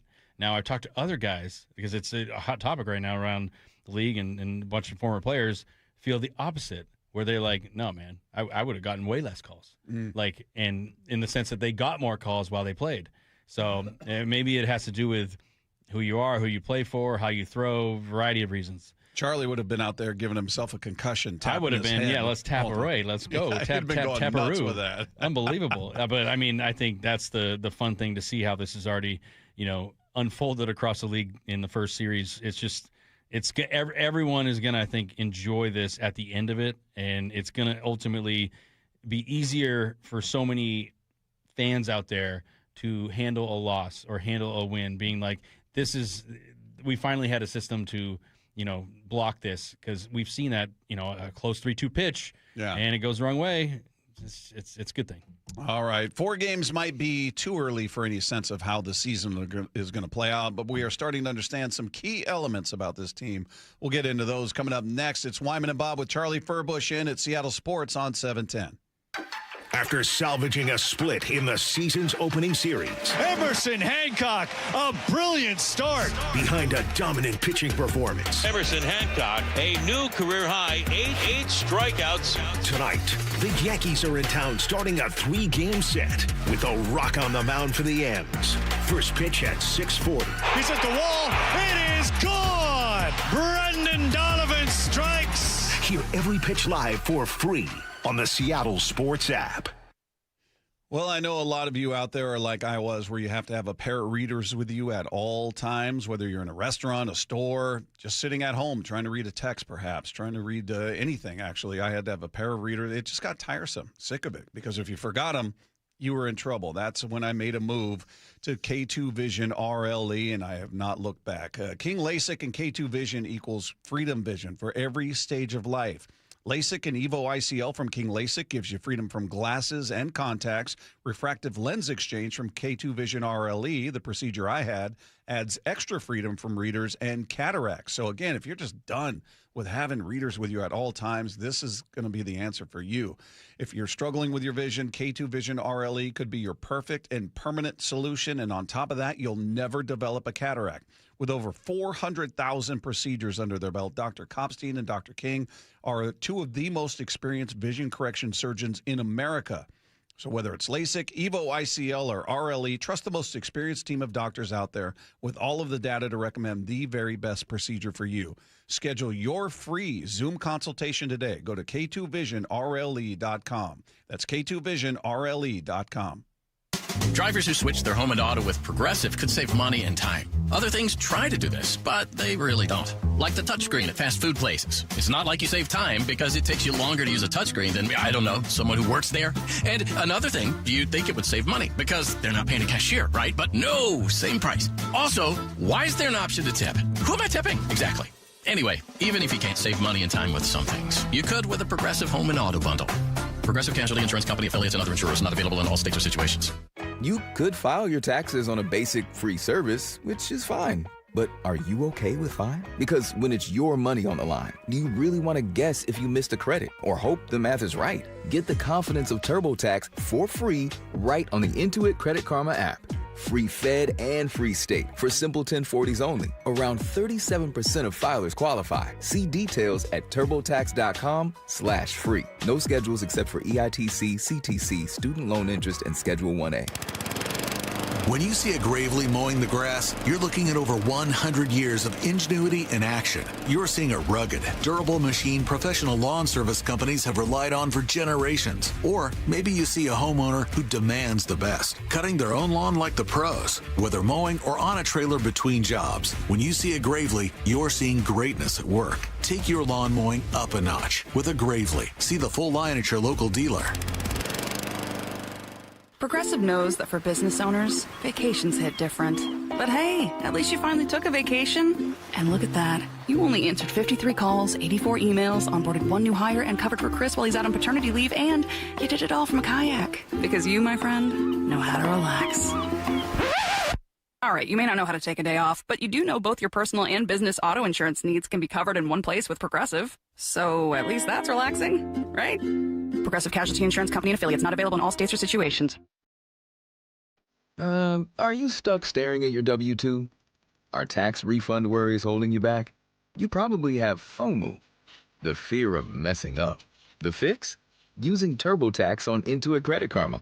They find every credit and deduction to help you get every refund dollar you deserve, or your money back.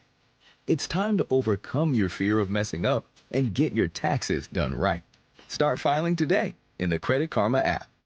Home of your Super Bowl champion Seattle Seahawks. They are bringing the Lombardi back to the Northwest. Seattle Sports.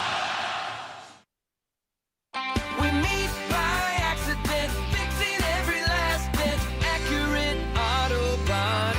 If you've been in an auto accident, you have the right to take your vehicle to any repair facility. Accurate Auto Body has been family owned and operated since 1994, and they work for you, not your insurance company. Your insurance company may not love them, but you will, because We meet by accident, fixing every last bit, Accurate Auto Body.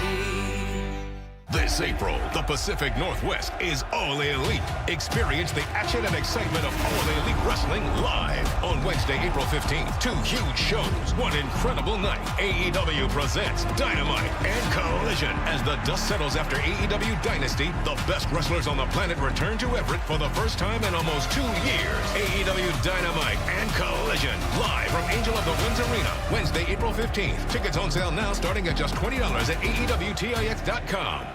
Here's a tale of Becky. Didn't know what to do with new meds prescribed and no real cost clue. She squinted at prices, that can't be right. Then tapped GoodRx and saw the light. She can get a deal, book telehealth if she feels.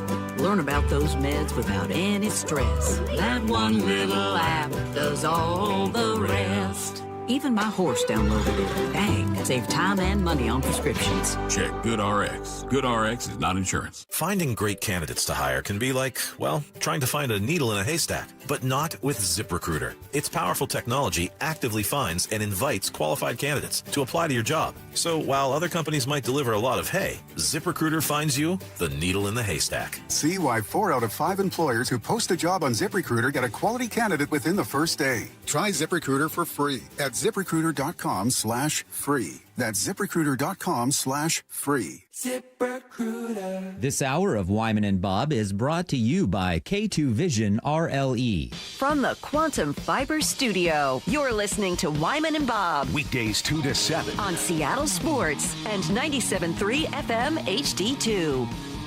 Boy, we asked the question in the last segment for the baseball fans listening, what do you think of the ABS system so far? It's a resounding love it.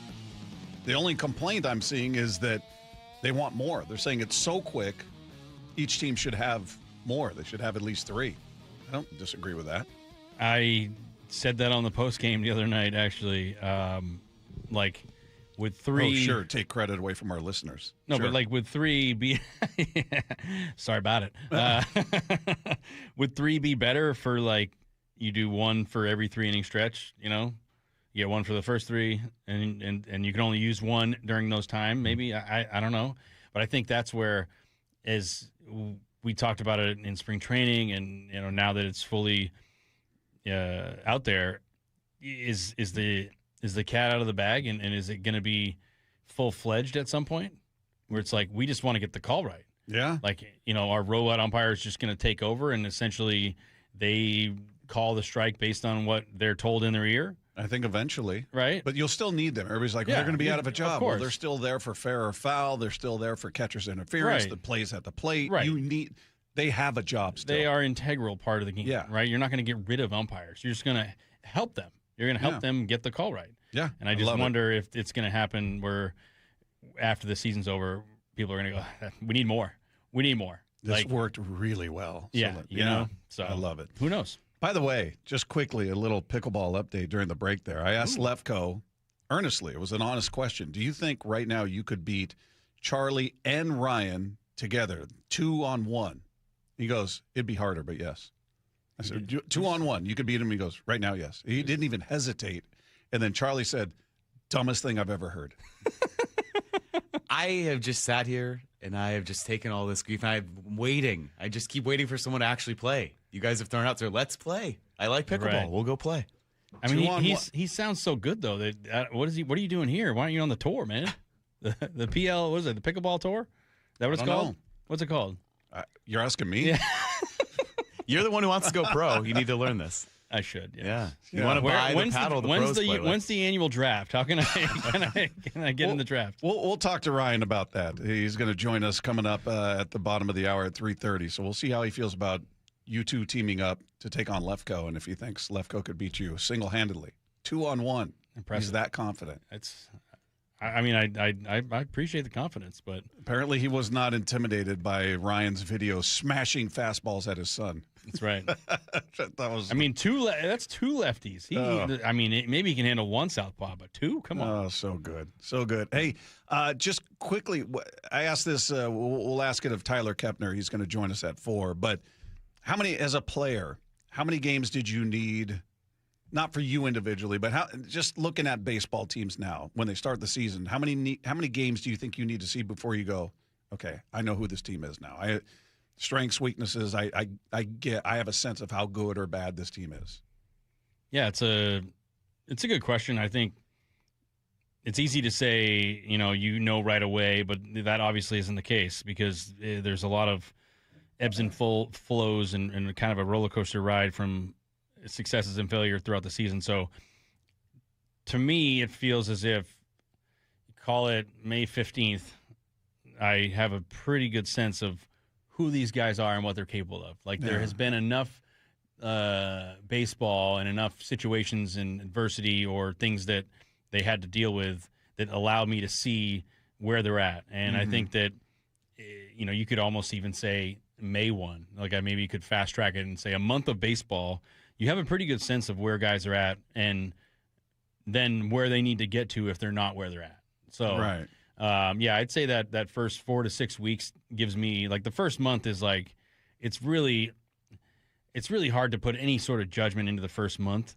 But once you get into that second month, I feel like you finally have your feet under you, the rhythm of the season is underway, and you're just in a better place than where you started. So, yeah, I think that's a better way of looking at it. I'm not going to put any sort of weight and judgment into the first month.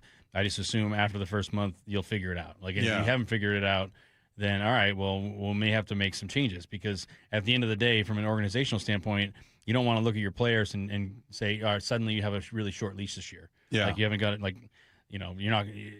You wouldn't do that to a guy that's a successful major leaguer. You would say, okay, I'm going to give you the benefit of the doubt that you had 2 crappy months, but the next 4 are going to be awesome. Yeah. So it's hard to judge players early on, but I always tell people, hey, let them, let them get into the season because it's not how you start, it's how you finish. Right. And I'm kind of along the lines of your first answer. I always say 40 games.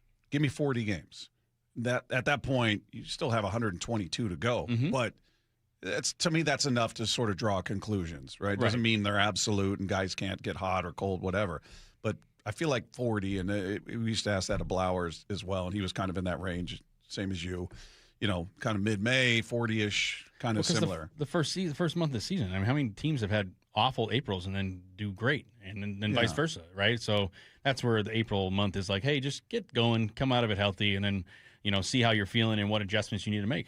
Yeah. All right. Coming up, look at what Lefko wrote here. He takes a little longer to get ready these days now that he's a big-time TV star. So Ryan Rowland-Smith's usual 3 p.m. segment is coming your way next with Wyman and Bob. Charlie Furbush in. It's Seattle Sports on 710. Brock and Salk. Brock, you knew I was not going to get long before I was going to talk about Luke Raley. Morning 6 to 10. He hit the snot out of the ball all weekend long. He was a 3.5 win player, correct, in 2024? Him and Canzone and Cole Young, all those guys aren't being asked to carry them much weight. On a weekend where Julio and Cal and Naylor do next to nothing, those guys are perfectly capable of it. I think that's awesome. Brock and Salk on the home of your American League West champion Mariners, Seattle Sports. What if you could have the most reliable Wi-Fi? And get this, what if you could keep it at the same price for 5 years? That's the Xfinity 5-year price guarantee. Just 5 years of fiber-powered Wi-Fi that boosts speeds to the devices that need them most. That finds and fixes problems before you even notice them. Like super intelligent Wi-Fi with a sixth sense. And that keeps you gaming in the fast lane, even when the whole family's banking on bandwidth. And here's the best part. No annual contracts, no hidden fees, and our best equipment included. Plus, get online in minutes with same-day Wi-Fi. Hey, let's face it, a lot can change in 5 years. Kids grow taller, dreams grow bigger, but your Wi-Fi, it would stay reliable and the price would stay put. The Xfinity 5-year price guarantee. Lock in your price and unlock the possibilities. Xfinity, imagine that. Select plans only. Restrictions apply. Powered by fiber, connected to the premises by coaxial cable. Actual speeds vary. Home is more than a place to live. It's where the best of life unfolds, where possibility sparks, where community grows, where lives take shape. At the Master Builders Association of King and Snohomish Counties, that belief drives the work our builders, remodelers, and tradespeople do every day. Because when we build more homes, we're building so much more than housing. We're making room for what matters most. Learn more at roomforwhatmatters.com. 1-877 Cars for Kids. K-A-R-S Cars for Kids. 1-877 Cars for Kids. Donate your car today. Call 877 Cars for Kids to reach a friendly live agent. Donation is super easy, and your car can be picked up as soon as tomorrow. Call us now or go to carsforkids.org. Donate your car today. Did you know you can donate real estate too? Smalls here. What if you could enjoy the flavor of a cocktail without the alcohol? Meet RK Zero Proof, a pioneer in the alcohol-free spirits category that delivers bold taste and a warming sensation, but with zero alcohol, zero sugar, zero carbs, and zero calories. So you can celebrate with friends, unwind after a long day, and wake up tomorrow feeling great. It's all the ritual of a drink without the regret. Discover RK at rkbeverages.com. That's ARKAY beverages.com. RK, the spirit without the alcohol. I'm Boomer Esiason. My mom died from cancer. She was only 37 years old. She didn't have life insurance, and that was devastating for my family. That's why having life insurance is so important to me. Ethos makes it fast and easy. Get a quote in seconds, apply in minutes, and get same-day coverage. You can get up to $3 million in coverage with no medical exam.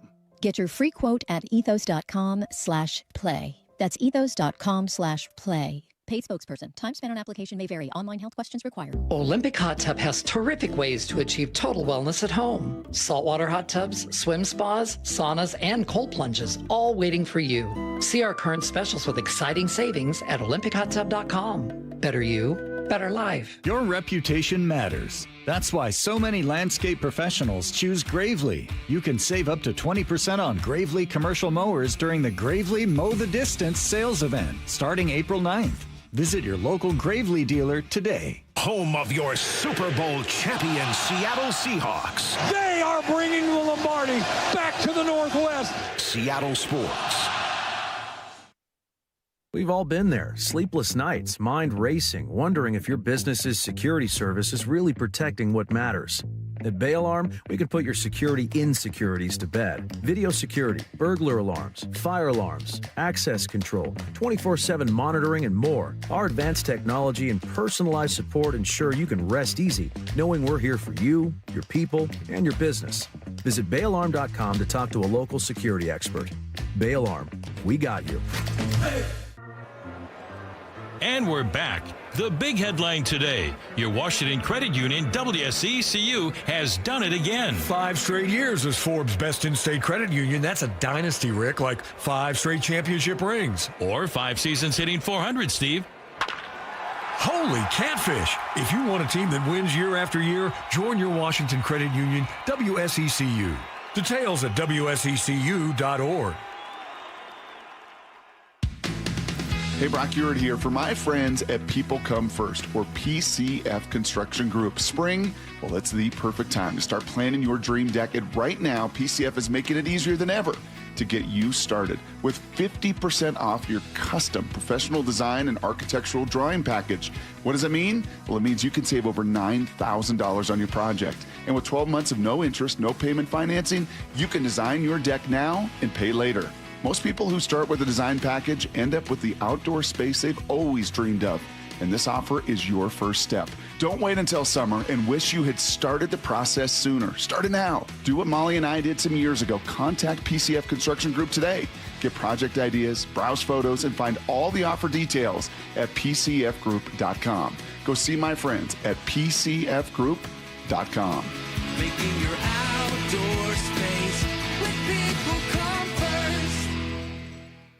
I actually talked about it on You Betcha on the podcast. He is an unrivaled source of baseball knowledge. Anyway, what were we talking about? A guy who always has your back. Pants back on, try and make the uniform look sweet in a split second.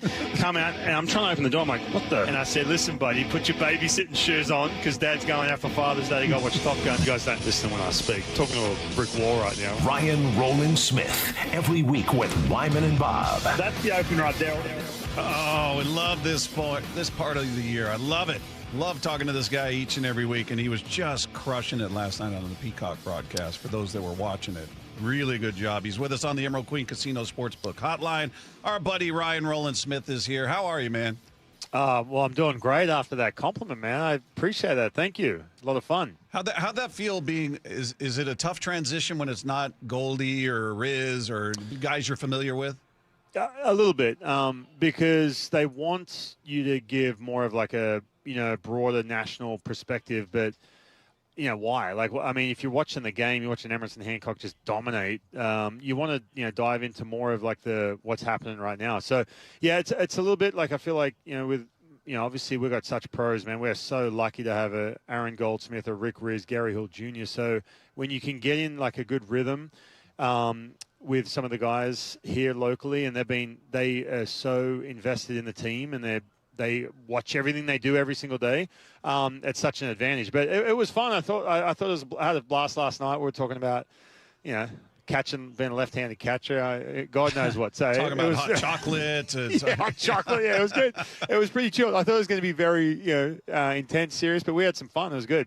Yeah, so he thought Mariners were killing it. Mariners were crushing someone, so it was good. You know what I mean? Yeah. It made it easy to start talking a bit of nonsense like we do at usually 3 o'clock every Monday. That's exactly right. 3:30 today. That's speaking of nonsense, before we get into the Mariners, I got to tell you, because you've been working on your pickleball game. You've been threatening Left Cove with a match. We were talking. I got an update. We were talking about the video of you smashing line drives at your son to intimidate Left Cove, which were gold. But Charlie played for the first time this past weekend, and he said he came in today and goes, "That was easy. That's an easy game," and he wants to buy a paddle and all of that. And then so he and Lefko were kind of talking about it, going back and forth. And I just asked Lefko in the last segment. I said, "Right now, do you think 2-on-1, Ryan Rowland-Smith, and Charlie Furbush versus you could beat them?" And he goes, "It would be harder, but no." They couldn't beat me. You are kidding. Look, right? I don't think you know how to play, Ryan. I'm not convinced. Okay, well, first of all, quick update, and I'll get to. And by the way, good to chat to Charlie. It's been a couple of months since we did an autograph session because we're both professional athletes. Mike Lefko, we did an autograph session with Rick Riz a couple of months ago. So, just a reminder that who you're dealing with here, son. But no, look, a couple of things. Number one, my wife got really into tennis, and she plays every day now at Harbour Square in Edmonds. She's so into it. So I sometimes go down there with her, and I hit the tennis ball around, right? Yeah. And then I will go back over to the gym, and there's pickleball courts here. I'm like, look at these dudes playing pickleball. Let's go. Like, not the kids' game. Come on. Now, I've told Lefko that a million times. He thinks he's good at tennis as well. But I guarantee you, Charlie, and tell me this, the minute you mention pickleball and that, you'd probably dominate Lefko, I guarantee you, Lefko sat there, stuck his head up like this, away from his computer, stuck his chest out, and like all of a sudden, like put his guard up a little bit, right? I guarantee you. Without a doubt, that's exactly what he did, especially when I told him that I might be halfway good at this and power was a skill set of mine. He was like, you don't need power. And I was like, come on, left guard. Yes, you do, man. Look, you've got Charlie Furbush, tall lefty, just that left-handed leverage coming at your left go, and then you got me doing my shot that's going to beat Mike left go at some point. You get dominated, buddy. You can even have a partner. How about that? How about Furbush and Rowland-Smith versus left go, and you can bring on one of your pickleball buddies that you have a Facebook group with or whatever. Let's go. Okay. I mean, I've still been waiting for our original match for, 5 years now? So I'm ready. I just like that he said he could beat you both. And then Charlie told him, he goes, that's the dumbest thing I've ever heard. Baffling. He couldn't handle the lefties, man. That's what it is. That's right. The southpaw angle. His head would be spinning. That's yes. Right. The fact that you two don't know that two lefties is a disadvantage gives me a lot more confidence. Whatever. We've heard this our whole life. We need to set this up. That's Come right. on. We need to set this up. Lefko versus two former big league pitchers. We need to stream this. Let's get it. Yeah. Let's get it on video. Put We it on just have to Seattle get it Sports. sponsored. Yeah, let's go. Right? This would break a record for views. It would. It'd be big. I'm telling you, Bob's Quality Butchers at Edmonds would throw a couple bucks at it. I'm telling you, sponsor that thing. That's a made up company, by the way. Hey Ryan, what was your takeaway? Just looking at the starters in this series, Charlie and I were talking about it. If you just look at them combined, phenomenal. 23 and a third innings, 6 earned runs allowed in total from your 4 starters in that series. But what stood out? Obviously, Hancock was brilliant, but Kirby was brilliant. What was your overall takeaway? Yeah, and I mean, look, half of them was Logan Gilbert, night number 1. Right. On a weird pitch selection, something I just spoke to him about there down the dugout, the little cutter to Rocchio, and kind of broke that game open. Besides that, not a whole lot of blemishes. I still looked at it with Brian Wu. To me, didn't quite have that running fastball just yet, and you could see Cal trying to get in there with that pitch to lefties. He didn't quite have that. I see with Logan Gilbert, I just feel like they're pretty adamant about mixing that cut fastball in there, and again, of course, he's nasty, whatever, he can do whatever he wants. I don't take my advice, but I was looking at going, some of the pitch decisions on that. Is that quickly? Is that on Cal or is that on Logan? Well, he told me, he said that Cal, that he said this to me. He said in the past it was usually like Logan wanted to tinker and come up with different things. And he said when Cal got back from the WBC and they were going into a game, he kind of flipped the script, said, hey, man, let's try and create some variations. And they had to start on the backfield, and they really started messing with this sinker, which he hasn't broken out yet, and the cut fastball. And Cal was like, dude, that cutter, man, we can use that as a weapon. I mean, he was throwing that in some pretty high leverage counts.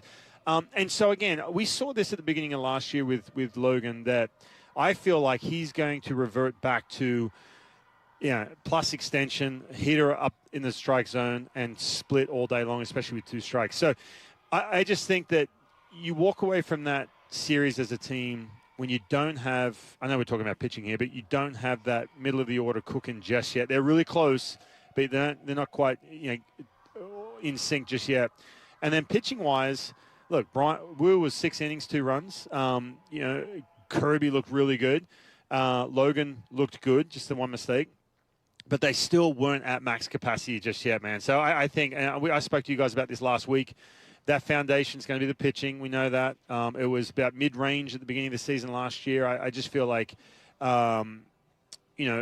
once these little, first, second, third start out of the gates gets ironed out, man, it's going to be fun to watch. And again, Emerson Hancock, man, how happy are you for him? Here he is pitching on Sunday Night Baseball, national game, just punching tickets. Dude, he looks so good, man. Oh, my God. He was great.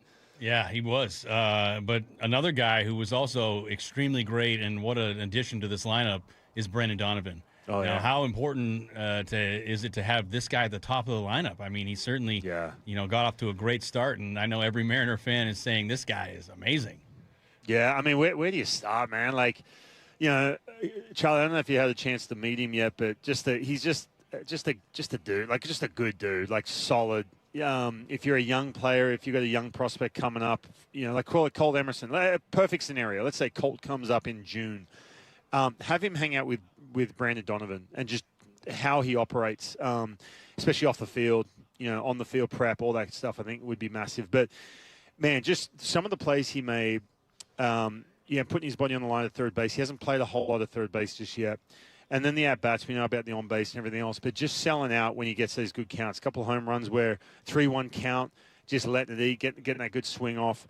And also, too, look, this lineup, you go back to last year, the lineup at full strength was after the trade when you had Gino Suarez with, a ton of home runs, Josh Naylor, a ton of home runs. Well, they didn't really have a leadoff hitter, right? Randy was in the leadoff spot. Well, as a leadoff hitter, he hit .215, and it was a little bit of a, not his fault. He's just better down the lineup. Now they have a leadoff hitter, man, which is going to be a complete game changer in front of Cal when Cal gets going. And then you've got that gauntlet, Cal, Julio, Josh Naylor.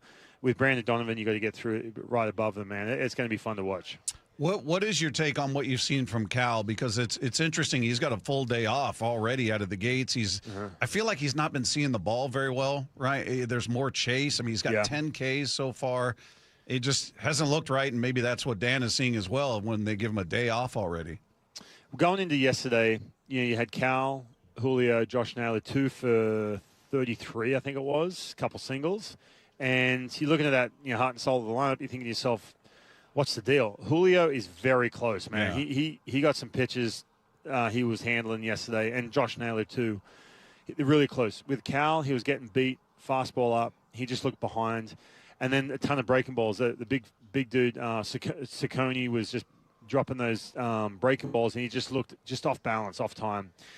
To me, look, I love the World Baseball Classic, of course. As you guys know, I talk about it all the time. I think it's a great event and everything else. But talk about disrupting your prep, especially when you got 2 swings you got to deal with, right and left-handed, and you're playing for Team USA. You're not getting a chance to go having a bat in spring training where you're trying to tweak just some little bit of fix up with your setup or your posture or whatever it may be, then hit the cage right after it, and then go to a backfield and figure it out. No. You've got 4 at-bats where it's game on because you're trying to win. Not to mention, too, then you got Will Smith, who you're competing with time, and then Will Smith ends up getting the catching more than you because you're struggling. So he's sitting out. So I really think that he's behind a couple weeks because of where he was at with the World Baseball Classic. I think it's kind of disrupted him a little bit. I'm not saying he regrets going. I'm sure he has a great experience. He's going to be fine. But I think at this point, when you're looking at, March 30th, is it March 30th? Yeah. Or, yeah. It is the 30th, yes. Yes, okay. I think you're looking at him going, it's going to be a week or so just to get everything ironed out. Now, with the Yankees coming in town, it's going to be an interesting series just from, I always feel, I was telling Bob earlier, when you play the Yankees, it elicits a different feeling. I feel like the history and everything they brought to the table, is the rotation and bullpen, let's say, are they going to have to approach anything differently when they face this lineup compared to a Cleveland lineup? Oh, man, good question, because I was guilty of it too. The last couple of days, sitting there watching the Guardians, going, "Well, look through the lineup. Okay, you get around Jose Ramirez, you're in good shape. Everyone else is not going to have the thump. Last year they were bottom 5 in OPS and WRC plus, and all these numbers, but they can get to you a little bit differently. And then you walk in, and of course the Yankees, we saw them early last year too." And seeing what they were doing in San Fran, it's just a way more of a bolstered lineup. It really is. So I think that, and again, not taking anything away from Cleveland, because you just know that they're going to be a team in that Central at the end of the year. And they can beat you in different ways. And they do everything right and all that. But this is a little bit different. It just is a little bit different. There's just some workarounds there, especially when you got Aaron Judge in the middle of the lineup. Some guys who support him that you can't go after right away. And I know Chase DeLauder hit 3 home runs, but I'm sorry. He's good, young player, but you treat him differently to what you do with the support staff around Aaron Judge in that lineup. I think it's just different. The other part of this is too, Charlie, and you know this, man, like coming out of spring training, you are a little handcuffed by how you use your bullpen, because you cannot overuse these guys when it's, the temperature drops 40 degrees. And, they've had such a consistent pitch, a couple of days off, do their treatment in Arizona, get out of the complex, whatever. Now, all of a sudden, you're in game mode, game speeds up, your recovery is different. And so using the bullpen and how you match up is going to be a challenge, too, early on in the second series when you're facing more of a complete bolstered lineup with some weapons in it. Looking at the lineup, we just talked about the guys that are scuffling right now, Naylor, Cal, Julio. How big is it, Ryan? And Charlie and I were talking about this earlier. The bottom of the lineup, the platoon guys like Canzone, like Rayleigh, are off to the start that they're off to. I mean, Rayleigh is hitting tanks, which last year was just a lost season for him, but he showed the year before he's a 20-plus home run guy. I mean, these are like additions to the lineup that you didn't really have last year. I know Canzone came back hot, then fell off in the playoffs, but just building up that rhythm, building up that confidence while the big guys, the marquee guys are still trying to find it. How big is that for this team? Yeah, I mean, it helps because you walk away from a Guardian Series 2-2 when, usually if I was to tell you that, hey, look, not a whole lot happening from, what we saw last series where, Cal punched out 7 times. Julio punched out a bunch. Josh Naylor was just weak contact on the ground. You're looking at that going, man, it sends a ripple effect down the lineup 100%. Now, it helps. You sneak away from it and go 2-2. You don't want to play 500, I get it. But at this point, when everyone's trying to get clicking, the hard thing is going to be, though, when you look at the bottom of that lineup, is, all right, you got Luke Rayleigh, who is looks really good. You got Dom Canzone, who looks just so much more confident compared to what he was a year ago from this point.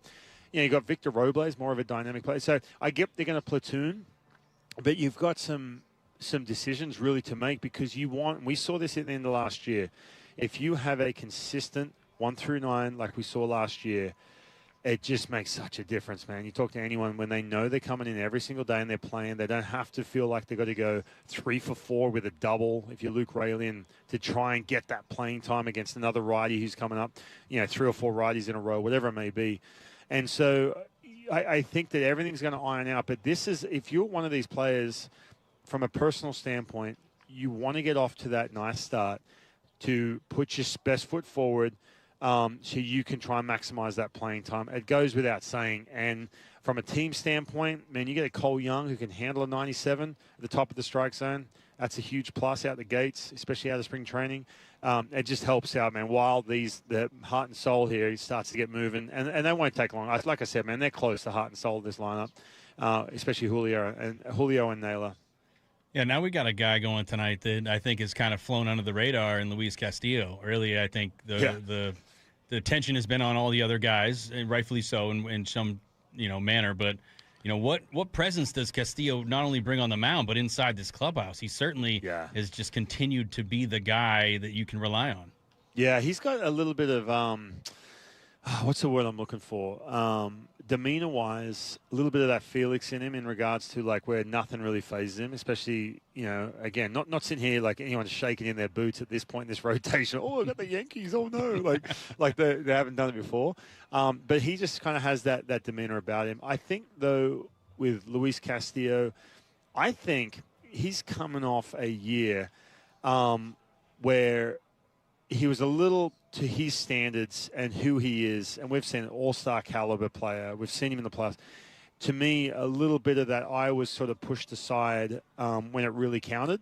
And what I mean by that is that I think he's gone off this winter and said, what are some of the little things I have to work on around the margins? For me, I would love to see him have the conviction and use it accordingly, that change-up, man. And I said this at the end of last year, and I've asked him about it. He just said he just doesn't quite get that good feel with his release point with it, and it starts to sort of just float in the middle of the strike zone, and he loses that confidence. If he can find that pitch again, I'm telling you, man, he can be such a weapon. And again, I feel like the view on him, Charlie, is like the glass half empty a little bit. Oh, there's been a bit of decline here and there.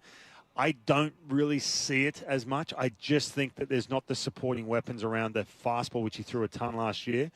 And if he can get some of those support, that changeup and that slider a little bit more consistent, man, he can be such a force in this rotation. Ryan, why is it so hard for big leaguers to bunt the ball?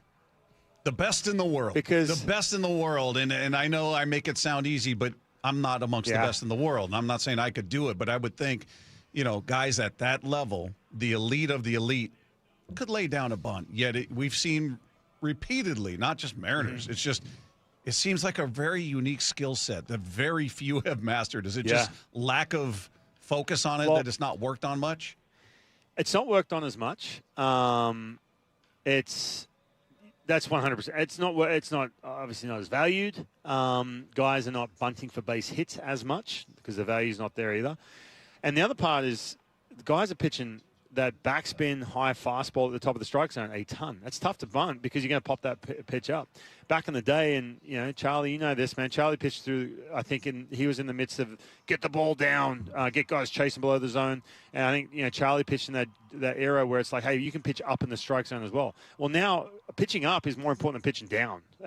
And so guys are backspinning that high spin, upper velocity, 97 at the top of the zone. It's tough to get down, man. It's tough to get the barrel squared up. Now, look, and again, I'm not.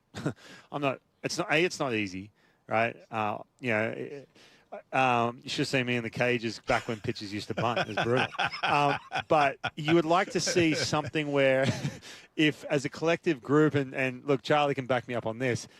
Pitcher makes an error. Guess what? You're doing PFPs the next day. Hitters can't get a bunt down. Guess what? Everyone's bunting the next day. Like, let's go. Yes. Right, Charlie? I love that idea. Yeah, exactly. I should be the manager. What are we doing? Everyone out there wasting an hour and a half bunting. No, but I just think, it's a bit of a lost art, man. I'm not going to lie. However, for argument's sake, it is tougher, man. Right. You're talking 2,500 RPM at the top of the zone. That's tough to get the barrel to. Yeah, sure. I'm not making it sound like it's easy, but these are the best in the world that can do amazing things. You'd think dropping down a bunt should be in there. But as pitchers, I'm curious from the both of you, you knew a guy was going to bunt, or maybe he squared around on the first pitch, pulled it back. Did that change your approach? Did you say, okay, I'm throwing it up. Yeah. I'm gonna get this up in the zone? I'd go up and in a little bit for sure. Yeah, you want him to pop it up. Right. That's what you exactly. want. Yeah. So you can notice. And I used to throw 98 too. So Well, I think that's for our point, it's like it may happen mid windup. So as our leg is midair, we look at the plate and he's already squaring. So I may change my attack angle of where I'm going to throw this pitch based on him squaring around. Now it may not always work out to your favor, but you're trying to make that adjustment because you see, okay, well maybe I can get him to pop it up if I throw it at the top of the zone. Yeah, it's one of those things. It doesn't happen often, but we saw it in the Mariners game where Bliss couldn't get a bunt out. You're just like, especially for a guy like that who's not getting a ton of opportunity. You're like, you know what, man? I know it is hard. I know it is. Who was that? That was against. Was that against Kate? No, Kate Smith. No, who was that against? He was trying to lay a bunt down. I can't remember who was on the hill. Well, whoever it was, I was watching going, man, this is a. I'm trying to remember who it was. Maybe someone can text in who's more baseball savvy than me and Charlie. I think it was. It might have been Kate Smith. Now that I'm thinking about it. I think it was. And I'm sitting there in the back of my mind. I didn't want to say it, but I was like, man, this is a tough dude to lay a bunt down, man. Because he's got that plus extension on top of you, backspinning that bad boy, and then you got that split to deal with as well. Anyway, look, I get it, Bob. I'm with you, man. Like, I hear. Like I said, man. Like, if we make an error out there, I can't field our position, then the hitters have to be out there the next day, right? Laying bunts down. Yeah. Let's go. I feel like we always see when they take batting practice, the first 2 or 3 pitches, they kind of give the No, it's just a little eye wash show. Totally. Yeah. No, what a waste of time. But come on, guys. They should be dialed in. Yeah. That's the worst, dude. Like trying to all cool, just like sort of half energy, little bunt. I mean, let's go. Let's pick it up. I'm with you. I mean, they're bunting 50-mile-an-hour pitches. I mean, come on. Yeah, exactly. You know what I mean? Yeah. I just like that it's each one of them steps in. It's kind of the obligatory, perfunctory, like, all right, here, doink, doink. All right, now let me swing. I'm really focused on my bunting here. Yeah. 100%. All right. So when are we getting this pickleball match together? You two, 2-on-1 versus Lefko. Soon. We just again, someone out there has to sponsor it, man. There's the real issue. A small local business from Edmonds, my hometown, can come along and sponsor it. We only need about $150,000 or something to sponsor it. Drop in the bucket. He's national TV now. He's too pricey. He costs too much, Ryan. Oh, here we go. Yeah. You should have heard Lefko yesterday. Unreal, man. When I'm doing that post game. Well, you should see what he wrote. He wrote as far as a tease for you coming up. It said he takes a little longer to get ready these days now that he's a big time TV star.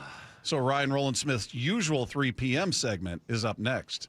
Well, no, you know what I was doing? I was working. I was talking to Logan Gilbert. So there you go. And the only time he could talk was 3 o'clock. There you go. And then I had to listen to Dan as well. So next week, what's wow. Hey, by the way, next week we're 3 p.m. I said, and look, man, 3 p.m. every Monday. It's good to talk to Charlie too, by the way. But 3 p.m. every Monday is the best 15 to 20 minutes of the week for me. I love it. It's the best. We love it. We love it. Yeah, from the best. Can you guys, if you're watching at home, look at this. Best dad ever. Look at this. Yeah, look at that. That's coming from the best dad. It's now official. It's been put on a cup. He's been given the award. That's right. Ryan, we appreciate you, my friend. Always fun to talk to you, and we'll see you later on today. I need best pickleball player ever. Yeah, right. How's that? There you go. That'll be I already the have next that cup. one. I can Me give it to and Furbush have matching coffee cups. There we go. That's That's right. right. Left go. Left goal will sign our cups. Yes. Yes. We'll see you later on, man. Sounds good. Thanks, guys. There you go. There's Ryan Rowland-Smith with us each and every week. Always a fun conversation with him. If you guys missed any part of that conversation, you'll be able to get it on the podcast page after the show. Just head to seattlesports.com, click the podcast tab, and click on our picture. It'll be right there waiting for you. And don't forget, click subscribe because, A, it's totally free, which is the right price, and B, you don't ever have to remember again. If you miss a segment, it's there for you automatically. Meanwhile, we'll get the national perspective on the Mariners and his impression of the first weekend of ABS challenges from Tyler Kepner of The Athletic. He's going to join us next with Wyman and Bob. Charlie Furbush in. It's Seattle Sports on 710.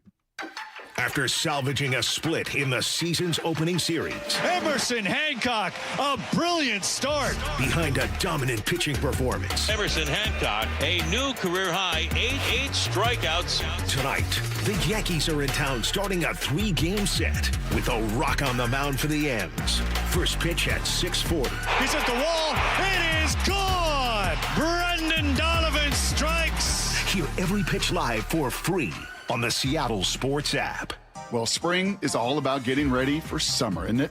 But do you have a room just sitting empty and you've dreamt of making it your own home gym? Hey, Brock Heward here, and working out in your own home, well, it is the best. We've been doing so for years. And you can allow Top Fitness to create your own home gym. Simply give them your room dimensions, and they'll do the rest. A complete fitness room design. It's no secret why everyone, from personal trainers to pro athletes, love Top Fitness. Top Fitness represents the very best brands in fitness, like Precor, Inspire Fitness, along with many others. They also have everything from flooring to weights that go in a home gym. And right now, get spring special financing with 0% interest for 12 months, plus mention me and receive an $150 credit towards any purchase over $1,000. Spring is here to get you in the best shape, so go get into Top Fitness with locations in Tukwila, Linwood, and Bellevue, or simply visit topfitness.com for more info. That's Top Fitness, your best place for home fitness equipment. Now through March 31st, Lake Washington Windows and Doors is paying your sales tax, plus offering easy 0 down, 0 payments, and 0 interest for 12 months. Visit lakewashingtonwindows.com today and save the sales tax. 30 years ago, Davis Law Group was founded to be the best law firm for our clients and our community. Our core values are to win, help, and serve. It means our success is defined by the difference we make in our clients' lives and the impact we can have in our community. Not by giant settlement checks or shiny offices. Our mission to lift up the vulnerable extends beyond the courtroom to our charity partners, promoting safety, uplifting students, accident victims, foster youth, and the elderly. If you've been injured and want better results for your claim and for all of Washington, call Davis Law Group today. Stacy here. Sell your car to Wayscar Ford, and when they resell it, they share half their profit with you. That's right. Sell your car to Wayscar Ford, Isuzu, and Auburn. They'll pay you today for your car, and once they resell it, they'll share half their profit with you. WayscarFord.com. Running a business means wearing multiple hats. So if you're like me, you probably started out using your personal phone, taking client calls and texts nonstop.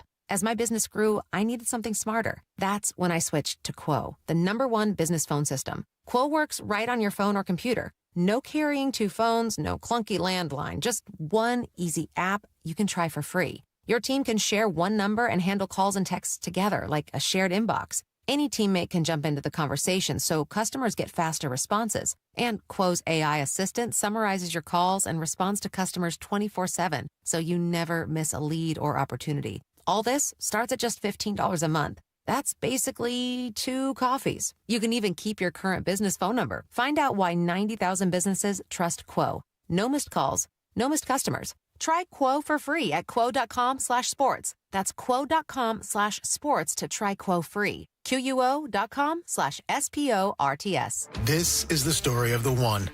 As a maintenance tech at a university, he knows ordering from multiple suppliers takes time away from keeping their arena up and running. That's why he counts on Grainger to get everything he needs, from lighting and HVAC parts to plumbing supplies, all in one place. And with fast, dependable delivery, he's stocked and ready for the next tip-off. Call 1-800-GRAINGER, click Grainger.com, or just stop by. Grainger, for the ones who get it done. Not sure how to tackle your taxes? Are you sweating the small print? You may be experiencing FOMO, the fear of messing up. The answer? Using TurboTax on Intuit Credit Karma. They help you get your biggest refund, and then we help you do more with it, with a personalized plan designed to help you hit your money goals. It's time to take your taxes to the max. Start filing today in the Credit Karma app. Thinking about starting weight loss treatment? GoodRx is here to help. We offer FDA-approved GLP-1 medications prescribed by licensed providers, including the Wegovy tablet, with straightforward pricing and pickup at your local pharmacy or delivery to your door. All from America's #1 prescription app. Go to goodrx.com/weight loss to get started. GoodRx is not insurance. Cancel anytime. #1 prescription app ranked by a third-party study. DQ presents the Blizzard Double Flip Deal. For a limited time, when you buy one Blizzard treat, you get a second for just 99 cents. That's 2 Blizzards, 2 spoons, 2 flavors, and 2 flips. So don't miss out on the Blizzard Double Flip Deal, available only for a limited time and happening now at DQ. Because the only thing better than a Blizzard treat is a second Blizzard treat for just 99 cents. It's a deal to flip for. The Blizzard Double Flip Deal. Participation may vary. This is Seattle Sports. Streaming through the Seattle Sports app. KIRO AM Seattle. KIRO FM HD2 Tacoma. Home of the Seahawks, Mariners, and everything Seattle sports. Seattle Sports Snapshot. Taking a look at your baseball scoreboard. One final in the books today in Kansas City. The Royals take out the Twins 3-1. The final in that one. Games going on right now. Rangers and Orioles tied at 1 apiece in Baltimore. That one in the top of the second. No score between the White Sox and Marlins, who are undefeated right now. An 0-3 team versus a 3-0 team. They're headed to the bottom of the second. Top of the second in Cincinnati. No score between the Pirates and the Reds. Bottom of the first in Philadelphia. Nationals jump out to a 4-0 lead over the Philadelphia Phillies. Meanwhile, the Mariners get back to it tonight. The Yankees in town. Game 1 of a 3-game series. Luis Castillo on the hill for your Seattle Mariners. Yankees counter with Ryan Weathers. You can catch it all right here starting at 5:30 with the pregame show. 6:40 first pitch. Seattle Sports on 710. Snapshot, brought to you by Miller Lite. When it's game time, it's Miller time. From the Quantum Fiber Studio, this is Wyman and Bob. On Seattle Sports. Streaming live on the Seattle Sports app and at seattlesports.com. Now, here are your hosts, Dave Wyman and Bob Stelton. Season is off to a start. Mariners wrap up their series with the Guardians. Yankees are in town. We'll talk about what we've seen, what we love, what we don't love. And we'll talk about it with a guy who knows a thing or two about baseball, covers baseball for The Athletic. Their senior MLB writer for The Athletic is with us on the Emerald Queen Casino Sportsbook Hotline. Tyler Kepner is here with us. Tyler, how are you, man? I'm all right. How are you? I'm good. Hey, I'm curious for you as a guy that's been covering this sport for a long time. How many games do you need to watch for a team before you feel like, all right, I know who they are. I know that this is their strength, this is their weakness, and I have a sense of what they're going to be this season? Yeah, that's a great question. I don't know. I mean, I feel like I check in with most teams in spring training, so I get a good kind of foundation there. And then, I'll try to, especially early in the year, try to check out a little bit of each game. But I tend to lock in on one game, though. So I don't know. I mean, 5 or 6 or so. I think you get a feel, pretty early just about how teams play if you have a little foundation with them beforehand, Yeah. So I don't know how much you're watching a lot of games. I don't know how much you were able to watch the Mariners against the Guardians, but just from what you did see, what was your takeaway? Yeah, I did watch the Mariners. I actually watched quite a bit of Mariners games when it gets late out here in the East. That's always that's usually my go-to. I think, I mean, they split the first four. Obviously, I loved what we saw from Emerson Hancock last night. I mean, how could you not? I mean, he looked like a totally different pitcher with a sweeper and the high fastball. So, he could be a guy now rather than just like a six starter fill-in type of dude. So that would be big. I love what Donovan brings to the top of that lineup. I mean, he so far he's exactly as advertised. And exactly what they needed at the top of that lineup. So, I mean, Cal will hit some home runs. I'm not worried about that. And I think they'll, I think they'll be really good. I mean, I have high expectations for them as they do for themselves. It's looking pretty good so far. I didn't see the extra innings the other night, I guess, when they gave it up late. But, they keep Chase DeLauder out away from Seattle. That'll help too. Jeez, I know that's a way to start a career, isn't it? My goodness. Right. Yeah. And we hear good for him. We hear the ball doesn't carry here in the early months, but he begs to differ. And the Mariners didn't even get their first single until the third game, so right. I guess we're doing okay. One of the you touched on, Cal Raleigh's going to hit his home runs, and the same will be true for Julio, and Naylor has yet to come up with a hit. So what's interesting is you got the middle of your lineup doing nothing really. You got 3 hits between Julio and Cal, no hits for Naylor. But it's the other guys. It's Raley. It's Dom Canzone. It's Donovan, obviously, who's going to be a main player. But how valuable is it for those guys, the ones you look at as the platoon guys, the role guys, if you will, to get off to that kind of start, knowing the stars will be there. They're going to do their thing. That'll happen. But these guys getting that early start, maybe building up that confidence, what does that do for the lineup? Oh, for sure. That's big. I mean, because, you don't worry about the big guys. They have such a proven track record. They'll be fine. As long as they're healthy, they'll be fine. But I mean, Canzone did not look good in the playoffs last year. And Raley, it was kind of a tough year for him.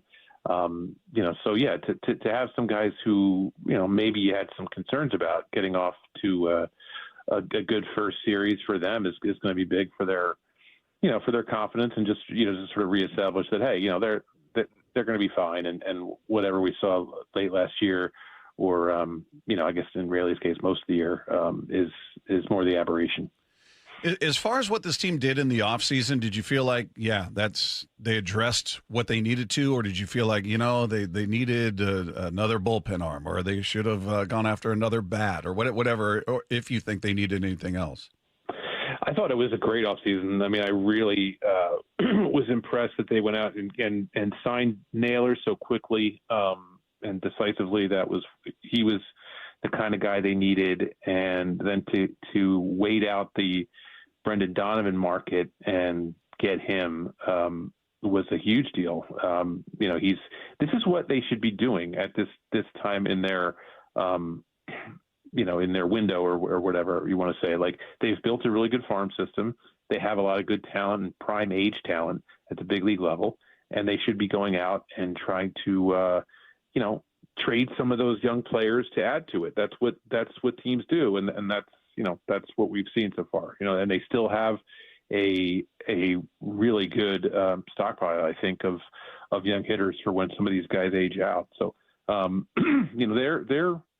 they've been waiting a long time. You fans up there obviously been waiting a long time for this, and I think it's coming. I mean, they made the playoffs in 22. They came so close last year, and then the 2 years in between they just fell short. So it's really kind of now the 5th year of good baseball up there. I think consistently good baseball, and it's they made the kind of moves consistent with where they are, and that's like the kind of finishing touch pieces that you need, like trading a Harry Ford for a Jose Ferrer. That's the kind of move that the championship team zeroes in on. It was just a very sort of surgical, I thought, off season, and then they get to the deadline. Jerry and Justin have always shown a willingness to act then too. Hey, just looking at what this rotation did, I know it's 4 games. It's all we have to go on at this point, but the rotation was outstanding, maybe with the exception of Gilbert, who was decent. I wouldn't say he was electric, 5 1/3. He gave up 3 runs. But you look at the other three. I mean, in total, in 4 games, the starters gave up 6 earned runs in 23 and a third combined innings. I mean, it looked like the rotation from 24 as opposed to last year when everybody got hurt. So if they could, and I know Hancock we'll see if he's going to be part of it when Bryce Miller gets healthy. I don't expect him to go 9 strikeouts, no hits through 6 innings every time. But I mean, I think we've seen what the strength has been of this team for a couple of years now. And last year it really kind of got discombobulated with all the injuries. Despite that, it was the greatest season in the history of this organization, 8 outs away from the World Series. So if they can find a happy medium with that pitching staff in the way of health between 24, when they only had 7 total people start a game for this team, versus last year where everybody took turns getting hurt except for Castillo, is that who competes with that? If they can find that happy medium, and we assume the lineup gets back to where it's supposed to be, are they the dominant team in the American League? I think they have a chance to be the best team in the American League, sure, because they were so close last year. Obviously, and then I talked about how much I like their winner. So yeah, I think for sure they should be, and they are, thinking big. I think after as close as they came last year, anything short of the World Series will probably be a little bit of a letdown.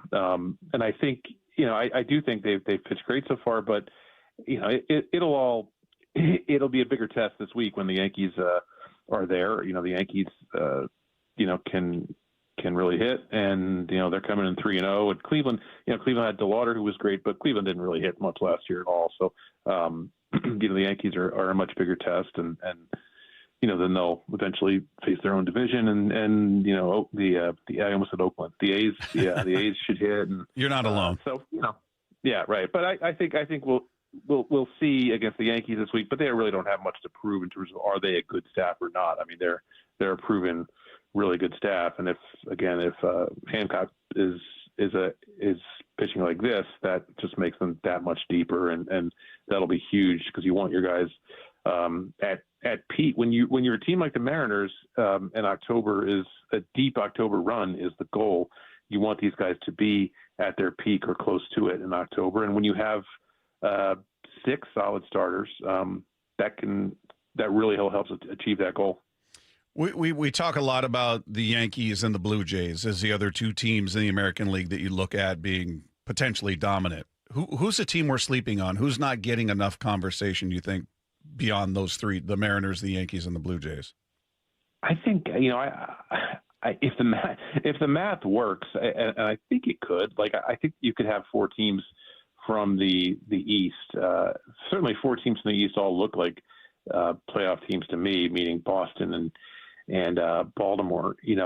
Baltimore made a lot of nice additions over the winter, and that is a young group that theoretically could all kind of come together at the same time with Alonso and Taylor Ward there now, as veteran linchpins. And then Boston too. I mean, they lost Bregman and they traded Devers last year and all that, but I think they're going to really pitch. And, if you get some of these young guys again, really, Wilyer Abreu and Roman Anthony and some of these Marcelo Meyer, some of these guys sort of in those prime young seasons, they could really surprise you too. So I'll keep an eye on Boston and Baltimore. And then in the Central, I don't know. I mean, the Central, I picked Kansas City and we'll see, but Detroit obviously was super close to knocking out the Mariners last year. So you got to contend with them too. As far as the rest of the American League West goes, do you still look at it as the Astros are the biggest threat to the Mariners, or do you brought up the A's, who I find intriguing? They got a lot of young talent on that team in that lineup. I don't know if I buy their rotation beyond Severino, and then the Rangers are a team we don't talk about a ton, but I think they've made some moves in the offseason that could come back to strengthen them. Certainly, what's your read on the AL West? Yeah, I think I'm not too worried about the A's just because like you said, I don't really love their pitching staff, and some of that is the ballpark they play in, but they're definitely going to be good. in the very near future, and they've made the commitments to signing their young guys. So, there's a good future there with the A's. But I think the Rangers probably would worry me a little bit more than the other teams, just because I love what they did with with their rotation. I mean, Mackenzie Gore is a high upside guy who was terrific in the first half last year. He got great strikeout stuff. He fell apart in the second half, and that counts too. But he's at that prime age where he should be really good. And Eovaldi and DeGrom, you always kind of have to manage their innings because they're never going to they're not really like, workhorses in terms of 200 inning kind of guys, who is now. But I do think they have enough good pitching there to make things interesting. And they switched around the offense a little bit too. Nimmo's a good hitter there. He takes great at bats, and when Seager's healthy, he's terrific. So some of those younger guys who've gotten a taste of it, like Langford and Crawford and Young, can get better too. So I would be most worried about Texas than the others. I mean, the Astros are okay, but there's just a cumulative effect of all the players who've departed there over the years, and I don't know that they've replaced them with the same kind of quality.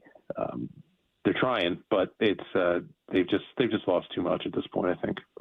Hey, what's your take on the ABS been to this point? I think it's great. I think it's really engaging, and it's something that fans can have a good time with, and the players can take some ownership of. And I do think it's got interesting strategic elements that we've already seen. Like when to challenge, or when you've used your challenges. The Phillies Rangers game the other day, there was a key at bat late where Schwarber challenged a pitch that he thought was a strike. No, he thought it was a ball, but it was actually a strike. So he lost his challenge. And then the next pitch, the umpire also missed, but Schwarber didn't have a challenge left, and they rang him up on strikes on a pitch out of the zone. So, that's the kind of thing that adds a new strategic wrinkle to it. I think it's fast enough to where it doesn't really take away from the action. It gets a little tiresome, I guess, if there's 10 challenges a game or 9 challenges a game, like we've seen a couple times. But I guess you just want them to get it right. And, it's definitely a fascinating subplot. And I think it's kind of fun, right? When you see that little graphic come up and then it just nicks the little box and the box goes pink, it's definitive. And you kind of can root for the robots.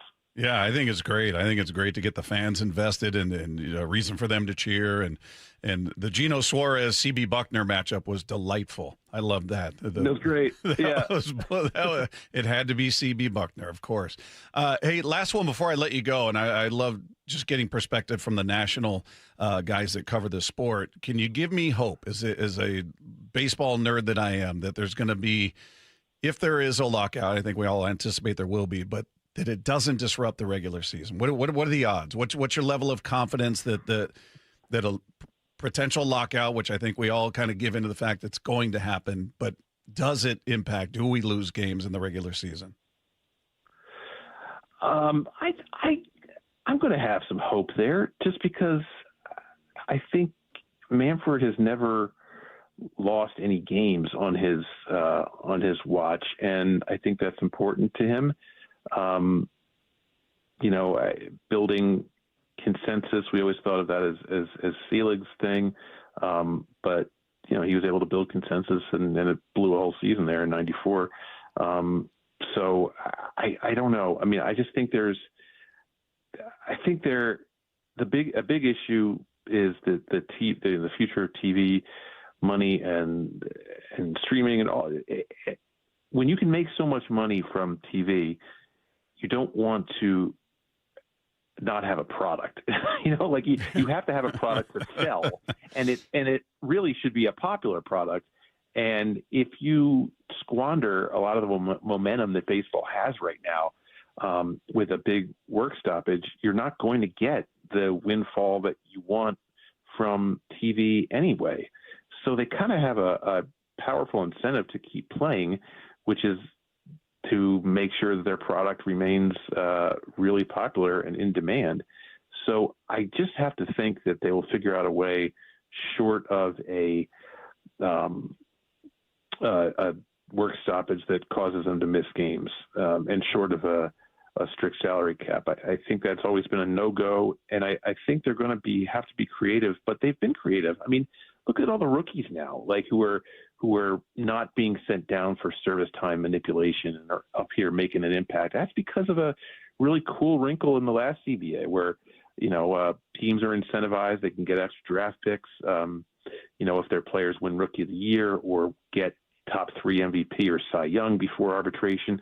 So, if you call these guys up early, it helped. It's a win-win, and we're seeing it. The fans will win too because it's fun to see all these rookies doing their thing right away. So, I don't know. That just to me kind of shows that there are creative solutions that can be found to some of these problems, and I just got to have hope because I remember '94 and it was just so damaging. And I think anything that was bad in 1994 is going to be a lot worse in the social media age and in our general environment now. So don't risk it, man. I feel like that was the one chance that you had as if you're owners of baseball to go for your salary cap, to blow up a whole season, lose a World Series. They already used that up. Can't do it again. You just can't. Yeah, and they don't have the luxury of a Sosa McGuire home run chase and the Ripken consecutive game streak on the line to bring people back. You don't have that. So, right. Yeah, that's a big right. one. And they had to make, Ripken was Ripken, but they had to make, some moral, some really, really bad moral compromises to get, Sosa McGuire and smile through it, even though everybody kind of knew what was going on. So, it led to a lot of bad stuff and a lot of, we do not want to repeat that at all. Tyler Kepner, senior baseball writer for The Athletic, has been our guest here with Wyman and Bob, Seattle Sports on 710. You can follow him on Twitter at Tyler Kepner. And I didn't know this. I'm looking at your header here, and it says reporter in quarter zip in episode 787 of The Simpsons, Immaculate Grid Nerd. And you've got that as your little your picture there. Your Simpsons. That's pretty cool, man. I didn't know that. Yeah, that was awesome. They put me in an episode last year. I didn't have a speaking role, but they animated me into a press conference scene where the baseball team in town gets that Ohtani kind of figure on the team, and he gets involved in gambling, and they needed a press conference where the whole scheme kind of unravels, and then they animated a couple of New York reporters because one of the writers is a big Mets fan, and I know him, and he's great, Michael Price. So that was huge as a 30+ year Simpsons nut. That was like a lifetime highlight. So yeah, I like to bring that up, and it was a lot of fun. That's very cool. Very cool. Well, Tyler, it's always fun to talk baseball with you, man. Really appreciate you cutting out the time, and hopefully we get a chance to talk again soon. Thanks so much. All right, thank you. There you go. There's Tyler Kepner of The Athletic. If you guys didn't catch all of that conversation, you can find it on the podcast page after the show at seattlesports.com. Click the podcast tab. Click on our picture. It's right there. And click subscribe because it's totally free. And it just shows up for you every day. But cool stuff. By the way, side note, if you're a Simpsons maniac, if you're a Simpsons nut, as he said he has been for 30+ years, and you end up in an episode, that's pretty cool. That's very cool. I think you made it then, right? Yeah. What show would you want to be in? If they just said, Charlie, we want you as a guest spot. You can be somebody in the background. We'll give you a line, whatever it is. So does it have to be a cartoon? No. Okay. I was thinking cartoon. Oh, if we did cartoon versus like regular show. If it was cartoon, I'd go Family Guy. Well, I would go South Park. But it's funny you mentioned Family Guy. I actually saw a clip with Seth MacFarlane talking the other day, and he thanked The Simpsons and said his Family Guy wouldn't exist if it wasn't for The Simpsons. Yeah. So he was accused of ripping off The Simpsons for years, but I'm more of a Family Guy fan than Simpsons. But I get it. I get it. Everybody's got their take. Yeah. I would say it's hard not to say maybe The Office. Oh, that's a good one. Put me in the background. Maybe hanging next to Creed Bratton or something. the camera zeroes in on you, and you just make eye contact with it and shake your head. That's right.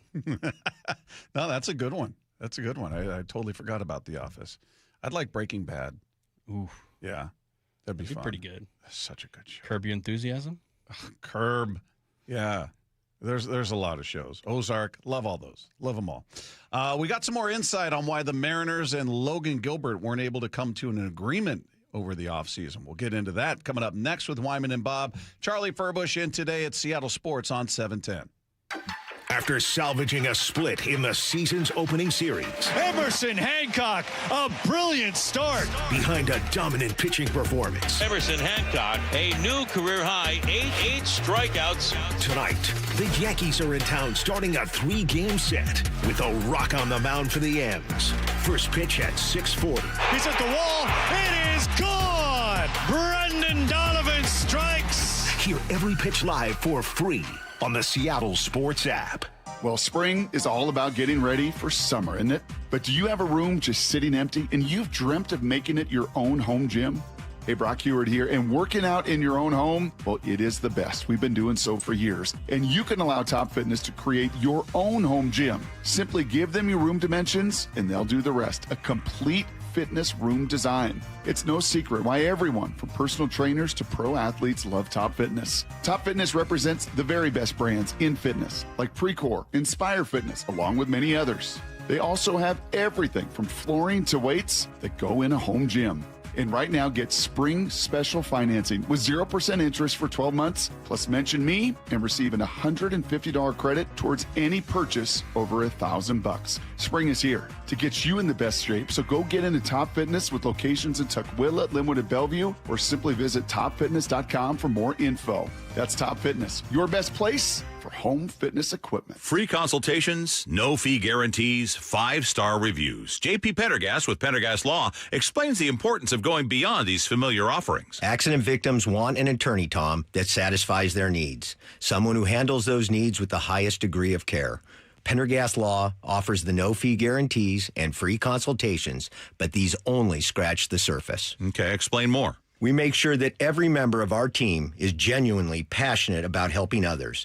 Customer service and communication are our top priority. It's how we take care of our clients so they always feel one step ahead of the insurance companies. Our strong reputation for high standards provides comfort and confidence when it's needed most. Pendergast Law offers the free consultations, the no-fee guarantees, and, of course, they are 5-star rated. But what really makes them different is their genuine passion for helping others. I can't recommend them enough. If you or a loved one has been injured in a car accident, call Pendergast Law. We can help. That's PendergastLaw.com. Olympic Hot Tub has terrific ways to achieve total wellness at home. Saltwater hot tubs, swim spas, saunas, and cold plunges, all waiting for you. See our current specials with exciting savings at OlympicHotTub.com. Better you, better life. Get ready to be transported back to the golden era of rock. It's John Waite with John Cafferty and the Beaver Brown Band. Live at Emerald Queen Casino, April 9th. John Waite and John Cafferty, April 9th at Emerald Queen Casino, the entertainment capital of the Northwest. Pros, just because something on the job runs out doesn't mean you have to. Order it on the Lowe's app. My Lowe's Pro Rewards members get free same-day delivery on eligible orders over $25. Get the fasteners, hardware, or tools you need to keep the job moving. Order by 2 p.m. and get eligible in-stock items delivered right to your job site by 8 p.m. Members get more at Lowe's. Loyalty program subject to terms and conditions. Subject to availability. Restrictions and terms at lowes.com/shipping terms. Subject to change. Harry Douglas here. Let me ask you something. What if you can enjoy the taste of a cocktail, the warmth of a spirit, and still stay fully in control? That's RK Zero Proof, a pioneer in the alcohol-free spirits category. RK delivers bold flavor and a real warming sensation with 0 alcohol, 0 sugar, 0 carbs, and 0 calories. Perfect for nights out, social gatherings, or anytime you want the experience of a drink without sacrificing tomorrow. Check it out at rkbeverages.com. That's ARKAY beverages.com. RK, all the flavor, none of the alcohol. Mariners, Yankees. Tonight at T-Mobile. First pitch at 6:40, 5:30 pregame. Hear every pitch live for free on the Seattle Sports app. How was your break? It was great until I stopped for gas. Prices have gone up almost $1 with no end in sight. I might have to start watching how much I drive. That's exactly why I use Upside. I never pay full price for gas with the free Upside app. Upside? Yes, Upside. It's the free app that gives you cash back just for buying the gas you're already buying. So even with the rising gas prices, I'll never have to limit how much I drive. Does that actually add up to anything? Just last year, I made over $200 with the Upside app. Wow, that's serious extra cash. cash. I'm downloading the free Upside app right now. Download the free Upside app to earn cash back on the gas you're already buying. Use promo code THRIVE25 for an extra 25 cents per gallon bonus on your first tank. You can cash out anytime, right to your bank account, or an e-gift card for Amazon and other brands. Just download the free Upside app and use promo code THRIVE25 for a 25 cents per gallon bonus on your first fill-up. That's THRIVE25. Offers vary by user and location. Go to upside.com for terms and conditions. DQ presents the Blizzard Double Flip Deal. For a limited time, when you buy one Blizzard treat, you get a second for just 99 cents. That's 2 Blizzards, 2 spoons, 2 flavors, and 2 flips. So don't miss out on the Blizzard Double Flip Deal, available only for a limited time and happening now at DQ. Because the only thing better than a Blizzard treat is a second Blizzard treat for just 99 cents. It's a deal to flip for. The Blizzard Double Flip Deal. Participation may vary. This is Carla Hall for Eggland's Best. Whether it's breakfast, lunch, or dinner, make sure you're choosing wholesome ingredients like Eggland's Best eggs to plus up your nutrition. With more than 6 times the vitamin D and double the omega-3s and vitamin B12 compared to ordinary eggs, Eggland's Best supports a healthy lifestyle. Available in so many delicious varieties. Classic, cage-free, organic, free-range, and pasture-raised. Eggland's Best. Better taste, better nutrition, better eggs. Visit egglandsbest.com to learn more. Wyman and Bob. From the Quantum Fiber Studio. Weekdays 2 to 7. On Seattle Sports and 97.3 FM HD2. Our thanks once again to Tyler Kepner, who joined us in the previous segment talking baseball. He's the senior baseball writer for The Athletic. So if you guys missed that conversation, you can find it on the podcast page after the show at seattlesports.com. Meanwhile, Daniel Kramer, our buddy from MLB.com, had an article, had some insight on the Mariners and Logan Gilbert not being close when it comes to potential numbers for a long-term deal, because we've talked about, all right, are they going to lock up one of these guys, 2 of these, the 4 young guys, keeping Emerson Hancock out of it for now. What are they going to do? They all have arbitration years to varying degrees. They're not all on the same timeline, but he was talking with Bump and Stacy today and talking about, what he wrote in that article, and said contract talks, talking about where they're not being where they want them to be coming out of spring training. Based on some of the conversations I had, that those conversations had been taking place behind the scenes between the front office and his agents. All that said, as much dialogue as was going back and forth, it seems to be that they're still a little bit farther away than maybe both sides had anticipated on price point. I love hearing that. I don't love that. It doesn't mean they can't come to an agreement and they're going to find some, happy medium for everybody and everybody's happy. But I'm wondering how long they've been working on it. That's what I'd be curious about. And I don't know if Daniel's able to find that out. But it seems like this is, based on how now maybe it's a different approach with pitchers, because it feels like with pitchers, you're not going to sign them to a 10-year deal. You're not going to do that. So you're always worried about the injury, because it feels like it's not if but when that happens. So the commitment's different in terms of, they locked up Julio right away. They locked up Cal pretty quickly. Both those guys obviously had a lot of club control left when they signed those deals. So they haven't seemed nearly as aggressive with the 4 in the rotation. So what do you think? Do you think this is something that's been going on for a while? You think there's reluctance because it's a pitcher and, hey, let's get the most out of him we can before we commit to an extension? How do you view it? Yeah, I think there's always an injury concern, no matter who you're talking about. I think that's trying to evaluate when you're looking at a player how you can get the return on your investment and trying to maximize those years of healthiness. So I think that's a concern, knowing that he was hurt last year in regards to Gilbert. So from Gilbert's side of things, though, he's done nothing but show he is an ace and should be paid, like an ace. So. And I get it. I'm not surprised that they're that far off.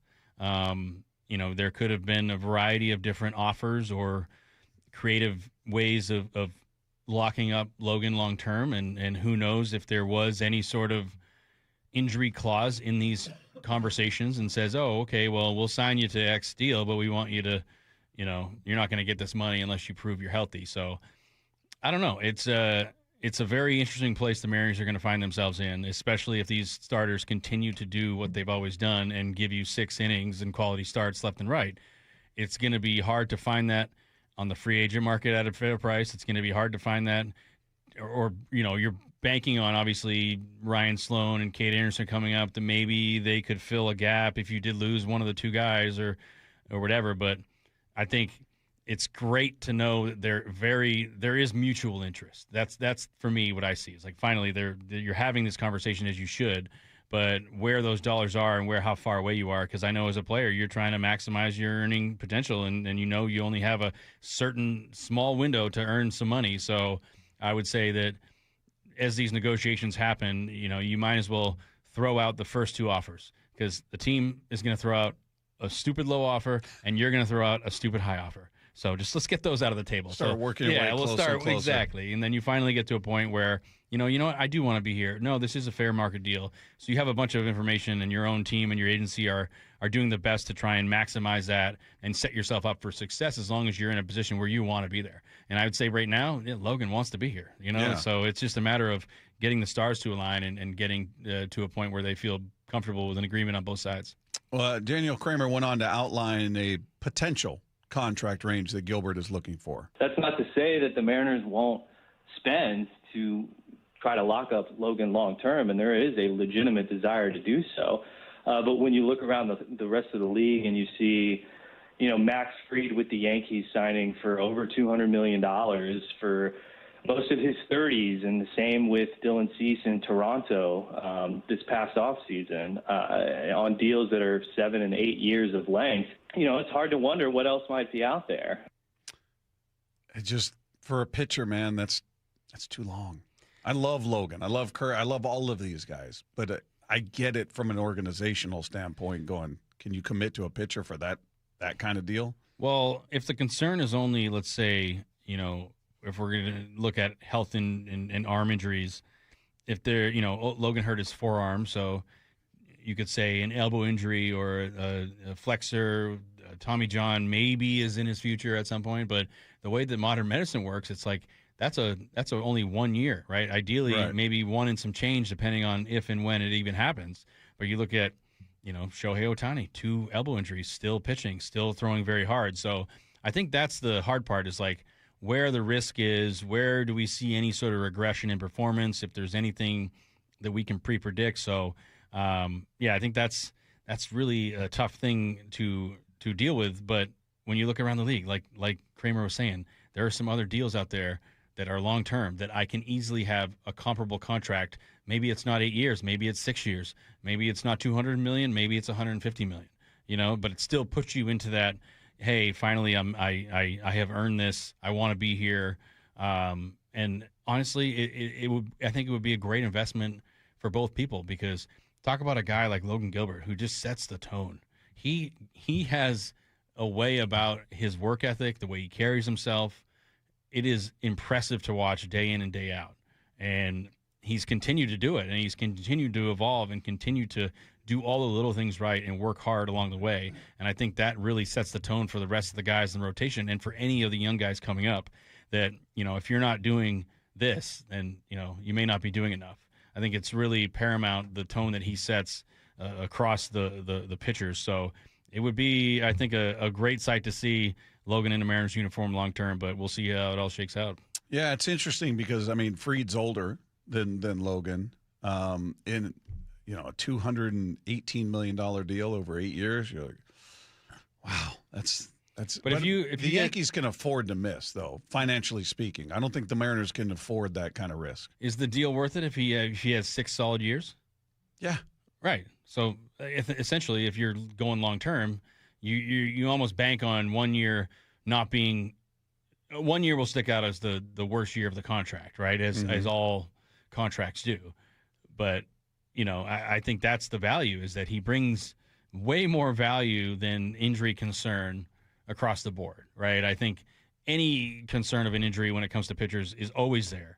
Now it's just how comfortable they are with it.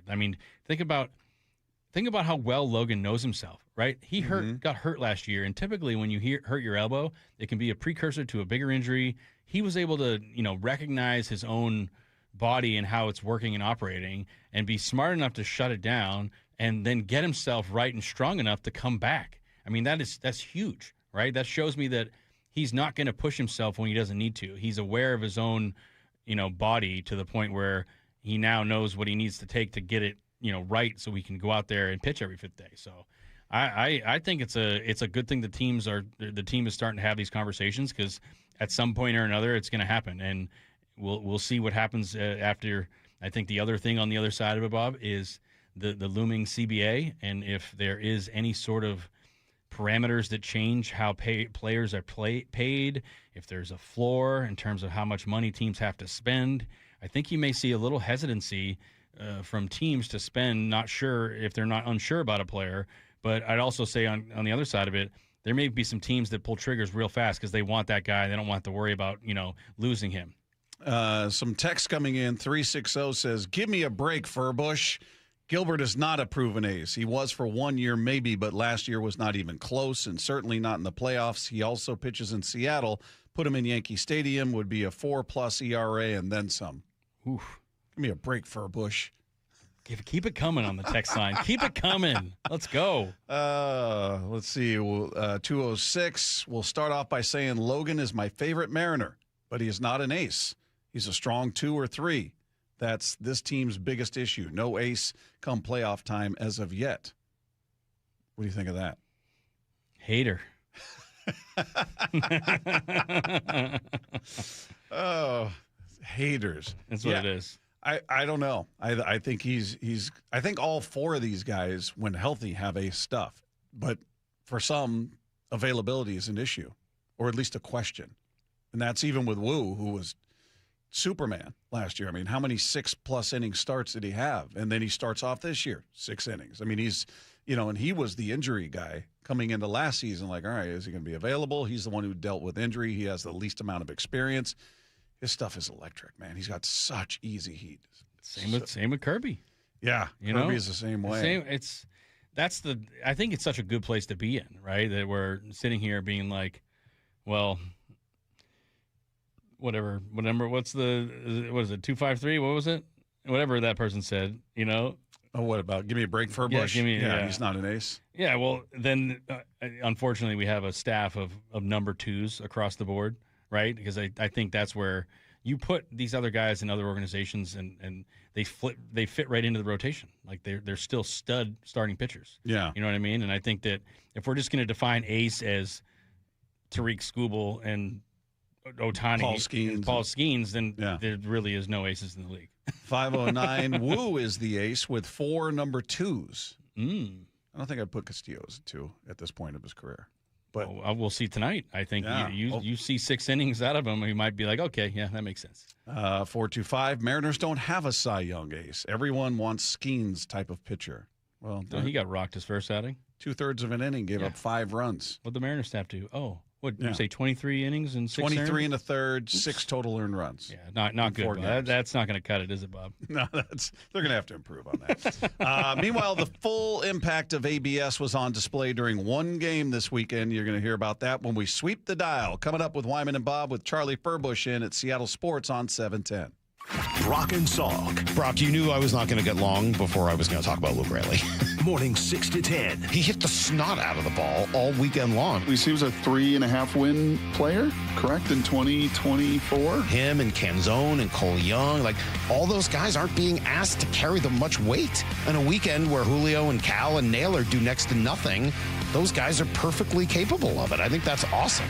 Brock and Salk on the home of your American League West champion Mariners, Seattle Sports.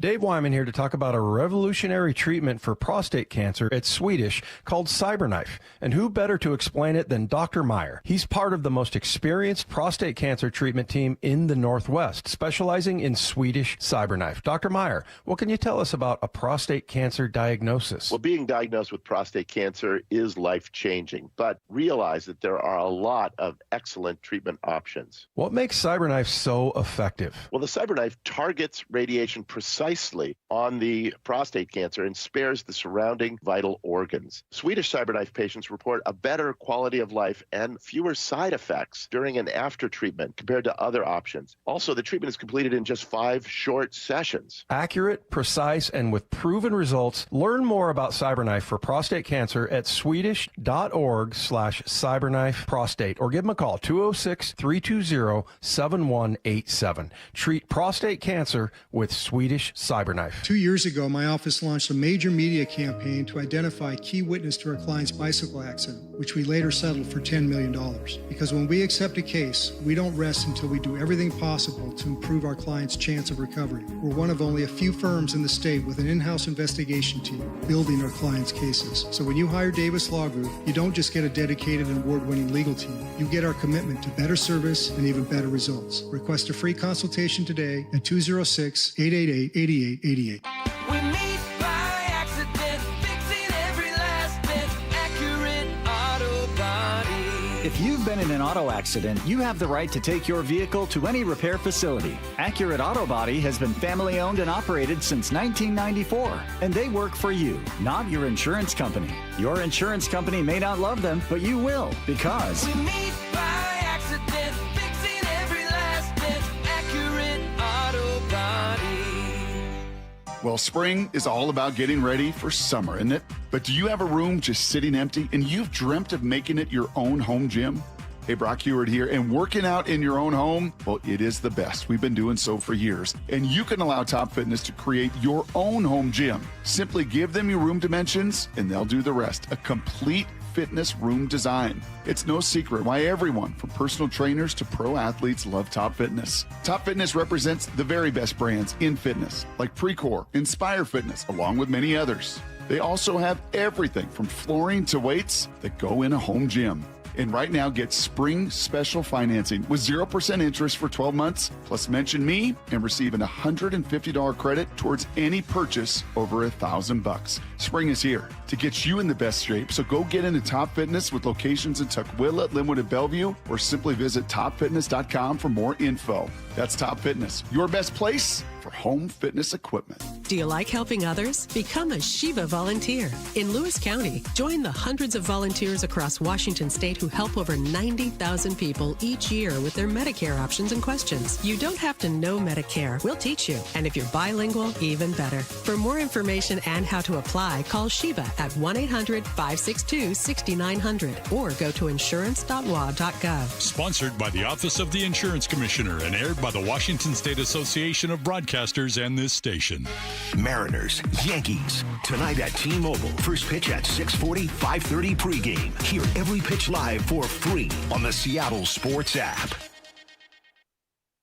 We all hear the radio ads about the IRS. They tell you to be afraid, to be scared, and they try to frighten you into calling. I'm not here to do that. Tax Relief Advocates is different. TRA is here to tell you that if you owe money to the IRS, whether it's $5,000, $50,000, or $500,000, we have a solution. It doesn't matter if you're sitting in your car, at work, or with your kids. No matter where you are, call now. 800-575-8157. Don't lose hope. TRA can eliminate or reduce what you owe to the IRS. Generous programs are now available that can give you a fresh start. Our passion is taxes and helping individuals fix their IRS problems. We have over 1,000 5-star reviews on Google and an A+ with the Better Business Bureau. You don't need to be afraid of the IRS any longer. End your tax nightmare today by visiting us online at TRA.com or call 800-575-8157. That's 800-575-8157.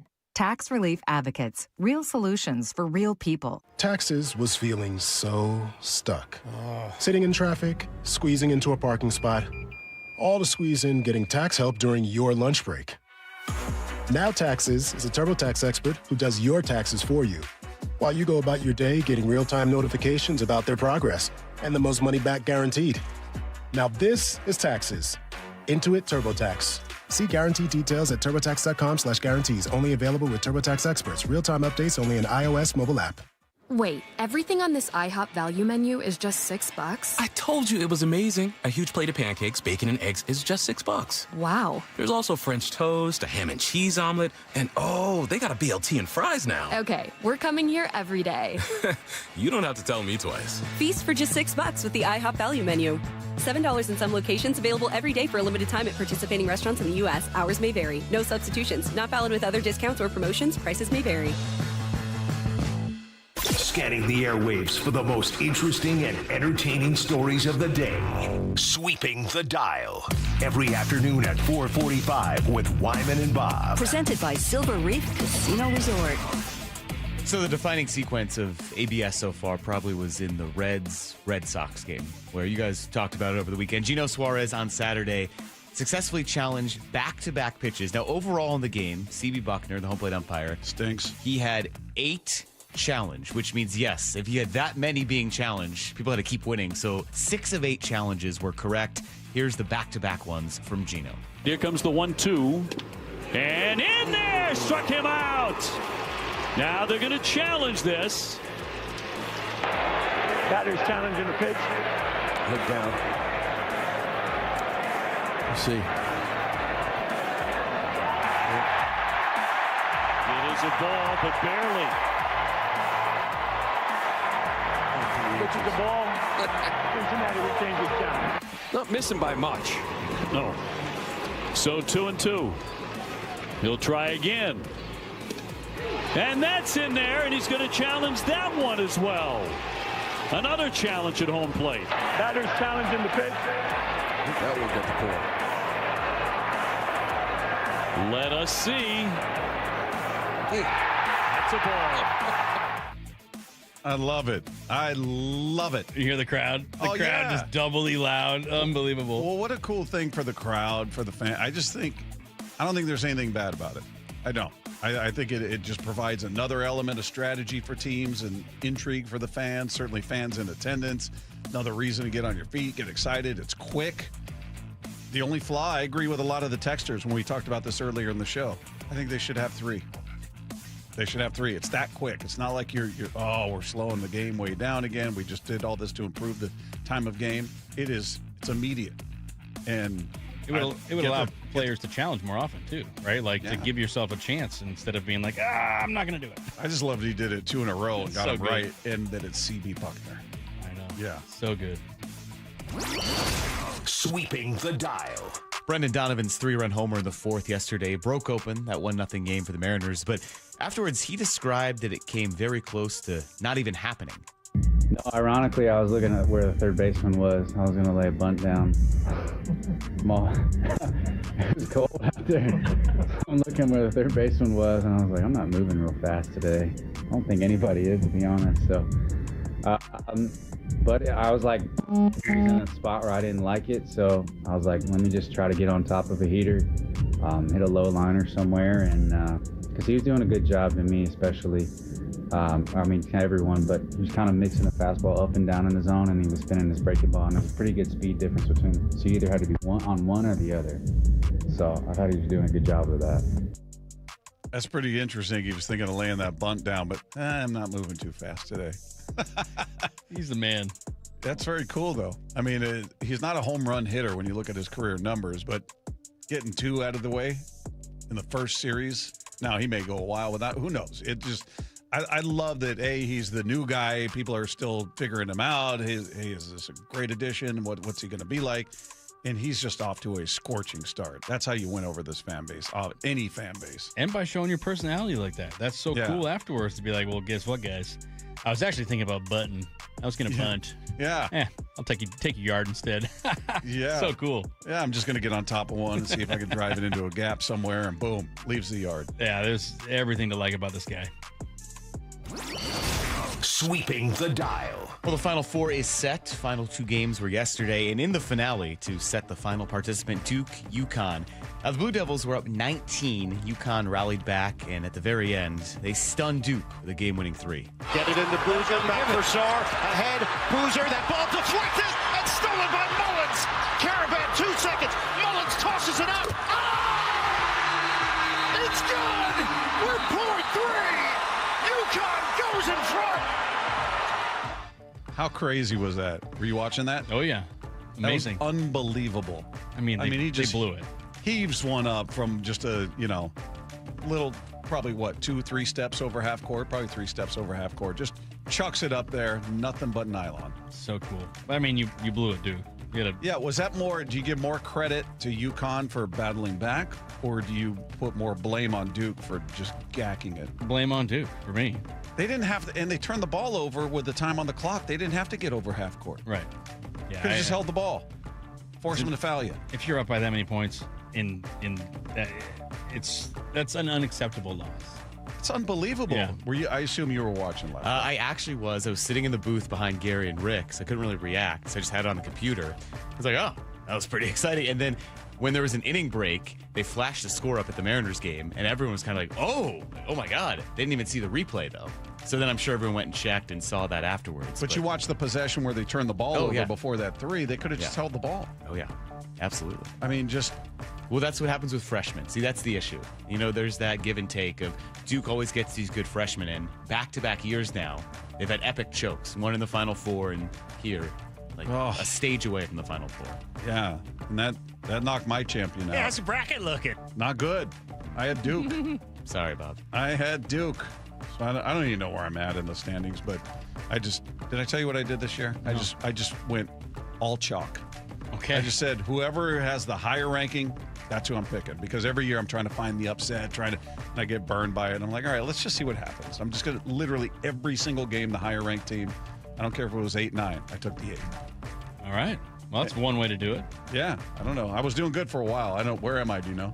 You're like third now, but then But whoever wins, either Arizona or Michigan, all those people they're going to to pass me. Yeah. Arizona, obviously. Yeah. Charlie's got Arizona. Yeah. So there's like 4 people who have Arizona. They'll all leap in front.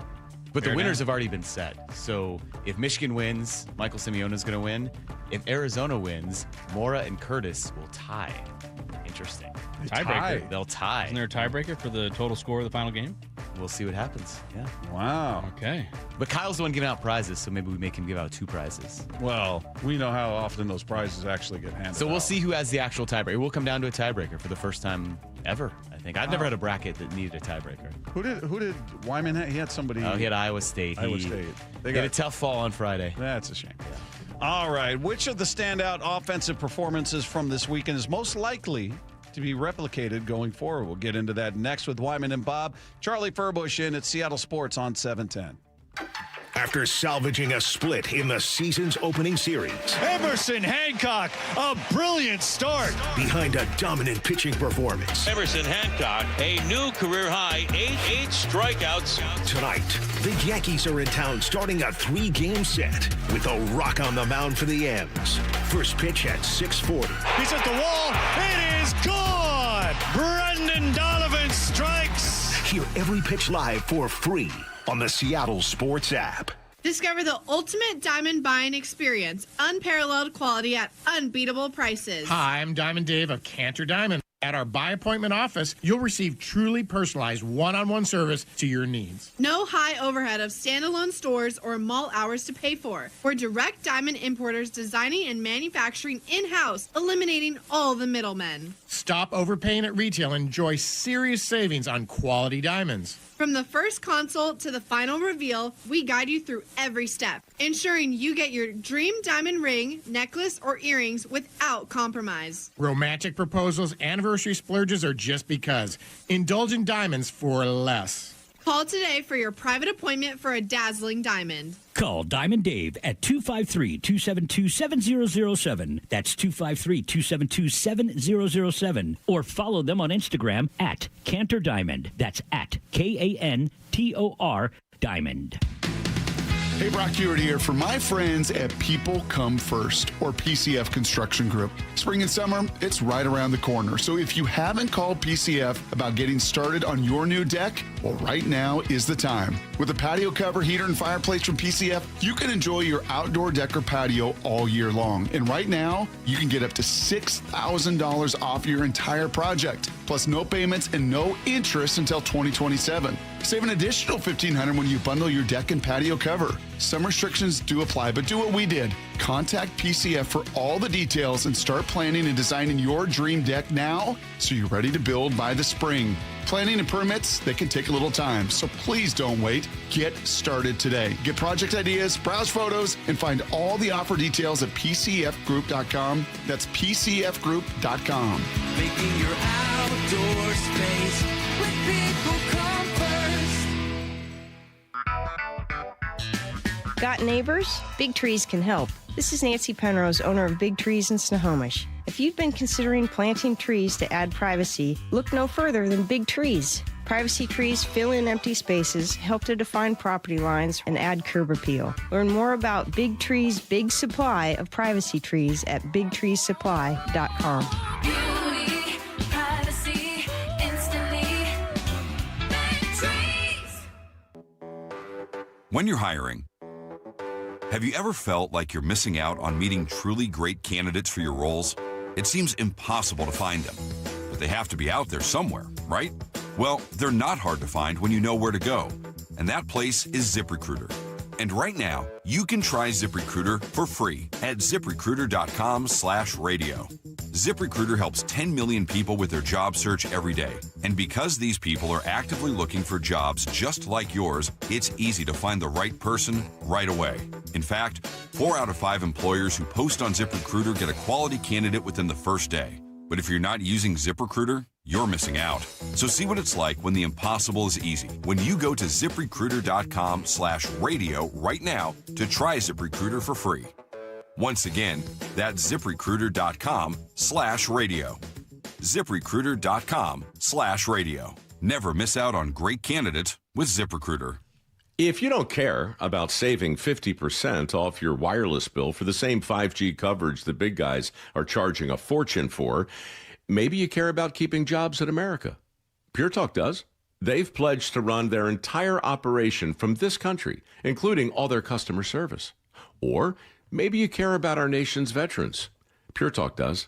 They've donated hundreds of thousands of dollars to America's Warrior Partnership, a fantastic organization working hard to prevent veteran suicide. Or maybe you care about closing America's skills gap. Pure Talk does. They're a proud supporter of MicroWorks. They're helping my foundation train the next generation of skilled workers. Don't get me wrong. Saving money's great, and you'll save plenty with Pure Talk. But if you want to be in business with people who share your values, dial pound 250. Say micro, and switch to an American wireless company that actually stands for something. Pure Talk. Do you like helping others? Become a Shiva volunteer in Whatcom County. Join the hundreds of volunteers across Washington state who help over 90,000 people each year with their Medicare options and questions. You don't have to know Medicare. We'll teach you. And if you're bilingual, even better. For more information and how to apply, call Shiva at 1-800-562-6900 or go to insurance.wa.gov. Sponsored by the Office of the Insurance Commissioner and aired by the Washington State Association of Broadcasters and this station. Let's go! This is Seattle Sports. Streaming through the Seattle Sports app. KIRO AM Seattle. KIRO FM HD2 Tacoma. Home of the Seahawks, Mariners, and everything Seattle sports. Seattle Sports Snapshot. Taking a look at your baseball scoreboard, just one final in the books today. The Royals take out the Twins in Kansas City, 3-1 the final in that one. Game's going on right now, and Baltimore Orioles trailing the Rangers 4-1. That one in the top of the fifth. Top of the fifth in Miami, Marlins getting it handed to them right now, 8-2 by the winless White Sox. Marlins are 3-0. Bottom of the sixth in Cincinnati, Reds out to a 2-0 lead over the Pirates. It's the Phillies getting it handed to them as well by the Nationals, who are in Philadelphia. That one in the top of the fifth. They're up 7-0 in that game. Bottom of the third in Toronto, the Blue Jays trailing the Rockies 1-0. Rockies looking for their first win of the series. They're in Atlanta. 3-0 is the score with the Braves out in front of the A's. Top of the third. Bottom of the first in Chicago, Cubs jump out to a 1-0 lead over the Angels. Top of the second in Milwaukee, Rays up 1-0 on the Brewers, and the Cardinals and Mets are tied at 1 apiece in the bottom of the first. Meanwhile, the Mariners welcome the Yankees to town. Game 1 coming your way tonight. Luis Castillo on the hill, facing off against Ryan Weathers. You can catch it all right here, starting at 5:30 with the pregame show. 6:40 first pitch, Seattle Sports on 710. Snapshot, brought to you by Miller Lite. When it's game time, it's Miller time. From the Quantum Fiber Studio, this is Wyman and Bob. On Seattle Sports. Streaming live on the Seattle Sports app and at seattlesports.com. Now, here are your hosts, Dave Wyman and Bob Stelton. We'll be turning over to the Mariners pregame show coming up at 5:30. Meanwhile, the text line is there for you at 866-979-3776. Mariners and Yankees begin their 3-game series starting tonight with Luis Castillo on the hill. Catch it all right here or on your Seattle Sports app. That's the beauty of the app. You can listen to the games on there, totally free. Best app in town. Take it with you wherever you go. That's right. You got little kids or something, you got to go out and watch their soccer game or practice or something like that, and you're going to miss the game? No, you got it right there. Or pickleball match. Pickleball, you got to watch a bunch of old people play pickleball and hopefully not fall over. Jeez. Oh, man. If only. That's why you got the app. Yeah, that's exactly right. Tune in. Even if the hypothetical match of you and Ryan Rowland-Smith taking on Mike Lefkoe 2-on-1, somebody could still have the app there, listen to the game while watching YouTube, just beat the daylights out of Lefkoe. Yeah, and then you could just listen to the rest of the broadcast when we're done 5 minutes. That's how long it would take them to beat you, huh? I guess so. Yeah. I think we've wore him down now. He's feeling a little less confident at the end of the hour. That's the top of the hour. I just love your reaction when he said that. You go, dumbest thing I've ever heard. Yes. Oh. I love your confidence, Charlie. Makes it entertaining. And I love your banter, so it also makes it entertaining. All right, so you got the Mariners coming up at 5:30, taking on the Yankees. Meanwhile, we've got one series in the books, a 4-game series with Cleveland. They split it 2 games apiece. We talked about it before that, the rotation was fantastic. I mean, it capped off by the best start of the bunch, Colt Emerson. Who would have bet on that going into that series? You mean Emerson Hancock? Or what did I say? Colt Emerson. Emerson Hancock. Thank you very much. But who would have bet on Emerson Hancock to be the guy? He's the one that I would have expected the Logan Gilbert line, like 5 1/3, 3 innings. I would have said, perfect. He gave you a chance to win. I love it. Instead, he was the ace. If you want to go just by total numbers and what they did, he didn't give up a hit. 6 innings, 9 strikeouts. Yeah, he was outstanding. I think if I saw it correctly in Mariners history, he is one of 2 pitchers to have that line. And the only other pitcher that had this line was the guy that threw the perfect game, Felix Hernandez. Yeah, go six or more. With so when hits. I see that, that's why I go, what could have been? Do you think he had a chance? He was 9 outs away. I know, it's too early. This is me getting excited. I'd love to know where Felix was at after 6, where his pitch count was. That's a good question. Game. I mean, he was dealing that game. Obviously, he was much more established. He was stretched out and all that. This is the first start of the year. It's a little nippy out there. It's 97 pitches. I get it. You need this guy because Bryce isn't coming back next start. He's going to be out for a little bit. Yeah, if there was a little more efficiency in that outing, there's a chance he could have had a chance at history. Yeah, but so you had to come out of that feeling really good about the starters. 23 1/3 innings combined in those 4 games. Talking about just the starters. 6 earned runs allowed, 3 of them by Logan. So 3 combined amongst the other 3 starters. Fantastic. And I know it's Cleveland. I get it. They're not the Yankees are going to be an interesting test. Yeah, because these guys are mashing. They'll find out right away. I think where their stuff is, how it plays. Like you said, this lineup is different. It's stronger in a lot of ways. So the Mariners pitchers are going to have to be ready to go, and in a sense, like, there's really not much room for error. I think the damage that these hitters can do on the Yankees lineup is evident. So it's going to be paramount that they're not throwing anything over the middle of the plate. So looking at the offense, it's not been the usual suspects. It's not been Cal, who is not playing tonight. Already with a night off, he's got 10 strikeouts in 4 games. He's got 2 hits. Julio's got 1 hit, 6 strikeouts. Naylor doesn't have a hit. He's 0 for 15. So combined, they're 3 for 45, those 3 guys. So and that's not panic. That's not ripping them. They're going to find it. They're going to be fine. But you're just in this series, they're not the stars. Your stars have been Brendan Donovan, who is currently hitting .429. He's got 6 hits, 2 of them home runs. He's driven in 4, 2 walks, a .556 OPS. You got Randy. Randy's hitting .308. He's got a .500 on base. He's got 5 walks and 1 strikeout so far. He's a free swinger. That's pretty good to have just 1 K so far. Luke Raley, 3 games in a row with a home run. He's driven in 6. He's hitting .286, slugging .929. And then you got Dom Canzone hitting an even .300 with a .417 on base, 2 home runs, 1 walk, no Ks. Out of that group of 4, I asked you before about which of the guys that are struggling are most likely to come back the quickest. Of those 4, which is most likely to keep it going? Maybe not to these levels, but to maintain that level of production, a level of production that sort of says, yeah, we saw it in the beginning. Yeah, it's another good question. And as much as I want to continue to jump on the Brendan Donovan bandwagon, and rightfully so, he showed exactly what we wanted, or what the Mariners wanted out of this leadoff spot. He's doing great. I don't know if the homers you're gonna continue to see homers out of Donovan, but if I'm gonna pick somebody, I'm actually gonna pick Randy Arozarena. Really? Yeah. I think when I see the 5 walks, that's telling me he's being patient up there. It's telling me that he's looking for pitches to do damage. And, same thing. He's had a ton of experience now. And I think that you come into a season and it's a fresh start, and you try to continue to become a better baseball player.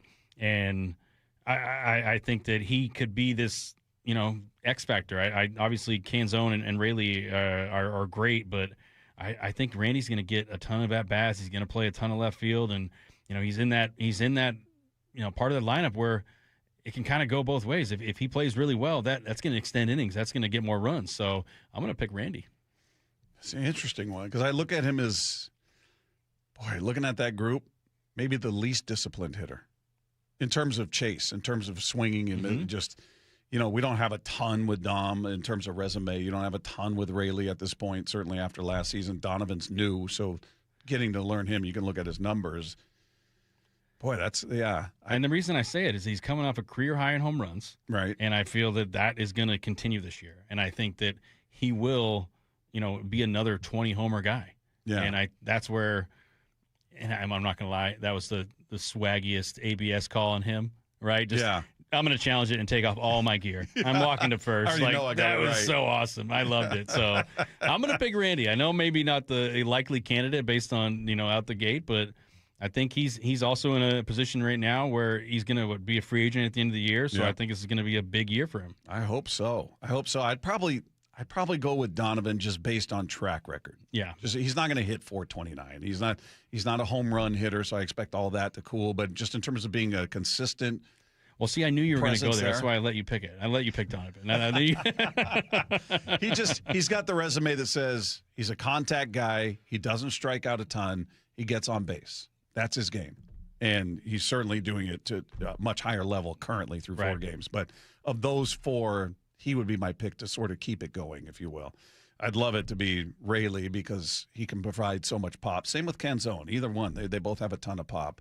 And that would be such a huge addition to this lineup. So let's hope they all keep it going. Right. Real quick thought. What do you – Cole Young, where you at with what we saw? Obviously, big home run, some nice plays defensively. What's your takeaway really from what you've seen from him?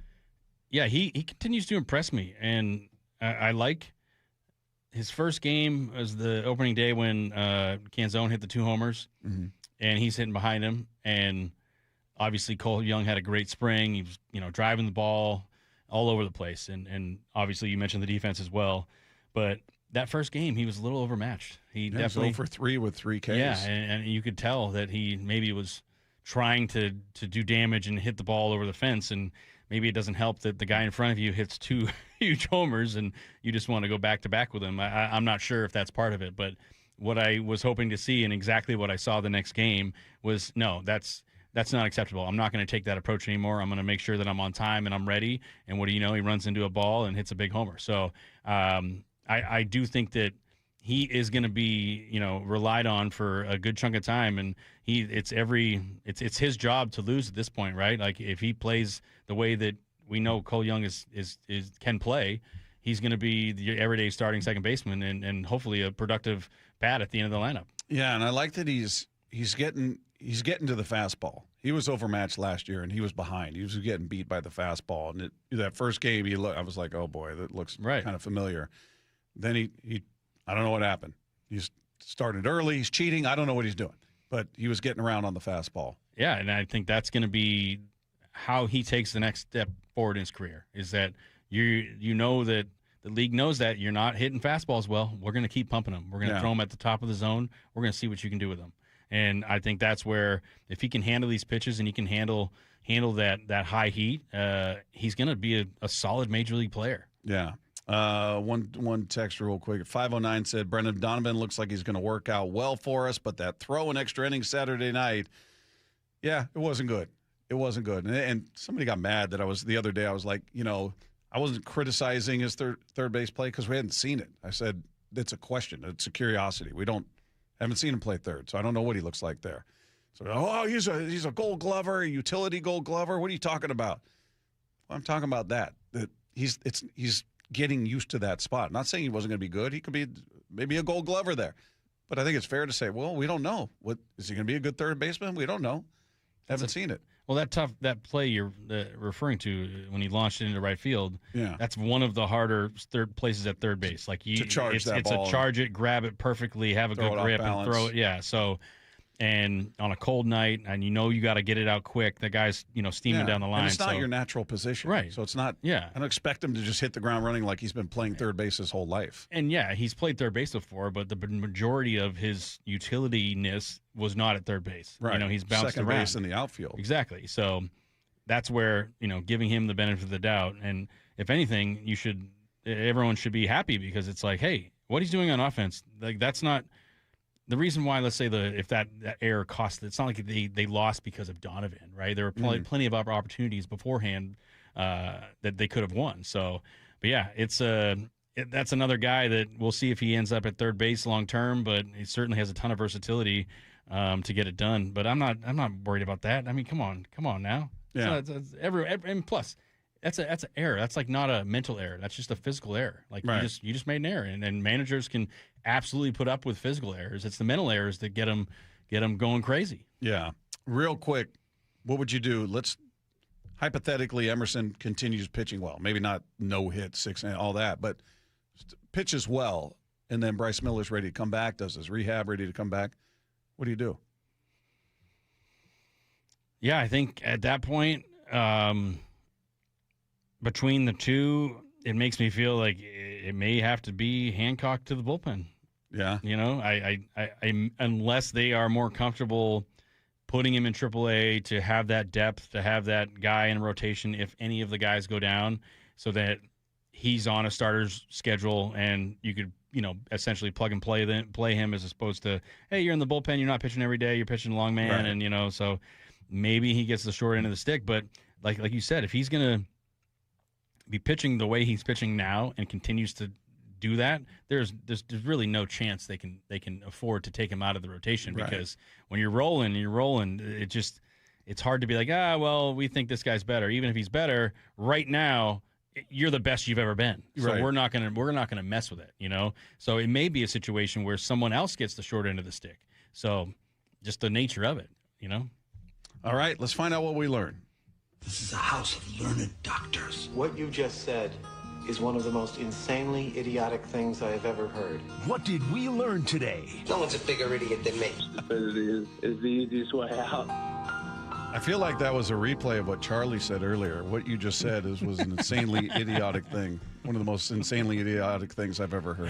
That's what I was thinking the entire time he was talking to. So, lovely. Yeah. Wow. Can you guess what the theme of what we learned is today? I think it's going to have something to do with his confidence and his pickleball abilities and your lack of belief in those abilities. Yes, it does have to do with Dave Wyman, actually. Shockingly. Dave Wyman's going to be first up on what we learned, even though he wasn't here. So Ryan Rowland-Smith was a guest of the show, and he had a big national TV appearance. Very cool for him. He was the analyst on the Peacock broadcast yesterday. But we learned that Wyman did not see this broadcast. I gave him grief when he stepped into the booth after. I said, the big TV star is coming into the radio booth. Gracing you with his presence. Yeah, coming in looking all dapper in his suit and everything. Hanging out with you guys, the common unwashed. We should ask Wyman, but I know he didn't see it. So, he didn't watch it. He didn't know how to get logged on to Peacock. He was on the phone for an hour. He was screaming at broadcast is already over. Customer service rep on the other line, going, "Sir, you have Peacock. I don't know what to tell you. It's part of your package." No, it's not. Dave had some struggles with Peacock before. I can imagine, Dave. Yeah. And technology maybe doesn't, click. They don't match. They don't often match. What else did we learn? All right. We learned that Charlie is very, very good at pickleball. You two nerds. Nerding out. Unbelievable. You played pickleball this weekend. I said, as you were walking in there, I saw Lefko's eyes light up like it's Christmas morning. And I said, no, save it. I want to talk to you on the air.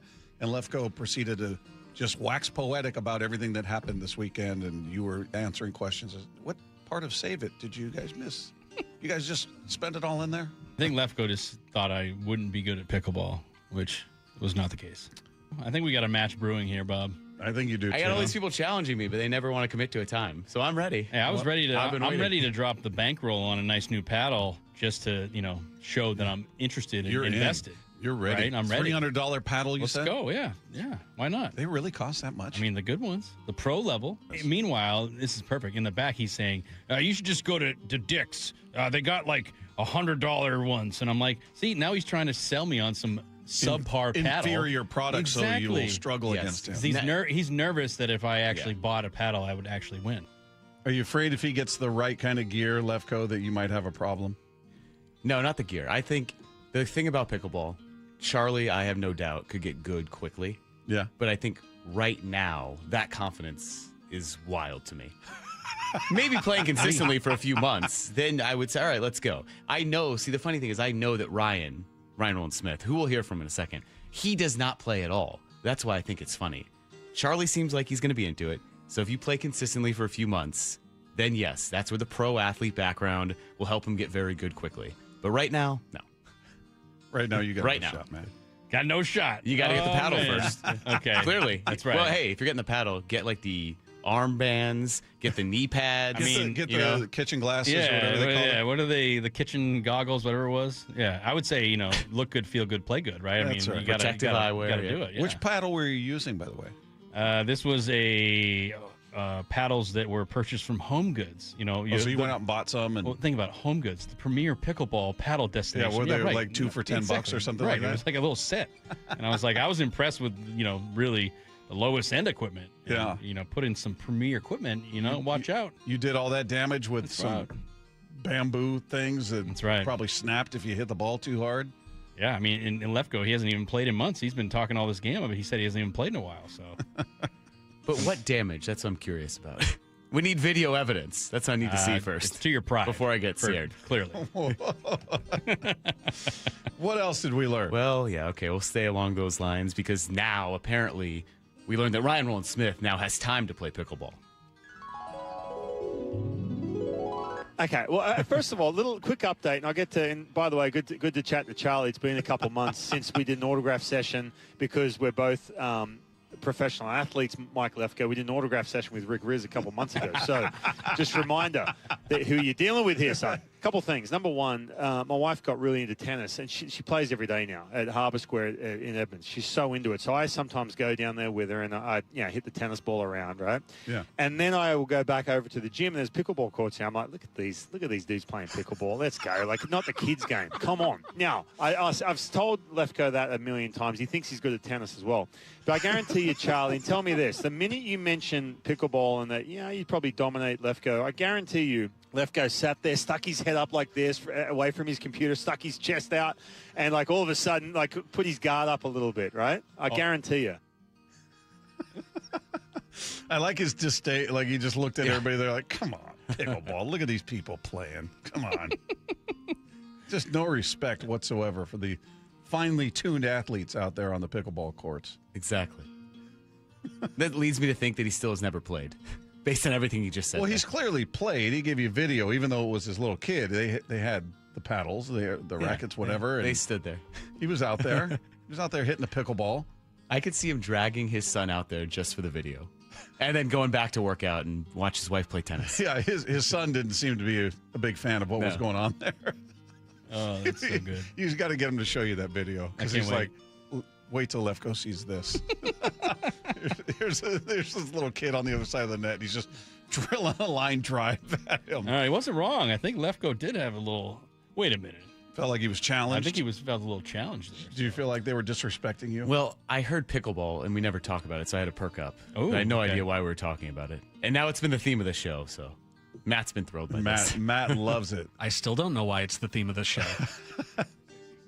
Matt loved it even more that it was pickleball all day, and then Brady walks in. So his day just got exponentially better. Brady's here. If only Brady could talk pickleball and baseball with him, Matt would be in heaven. Yeah, if only, Bob. Thanks, Bob. Really appreciate it. Don't worry, I don't think he's got any pickleball material for you. But he will. The world can't be that cruel, Bob. He'll dazzle you with his baseball. Brady wants to tell him about the time he was a pitcher. He pitched in college. I've heard it.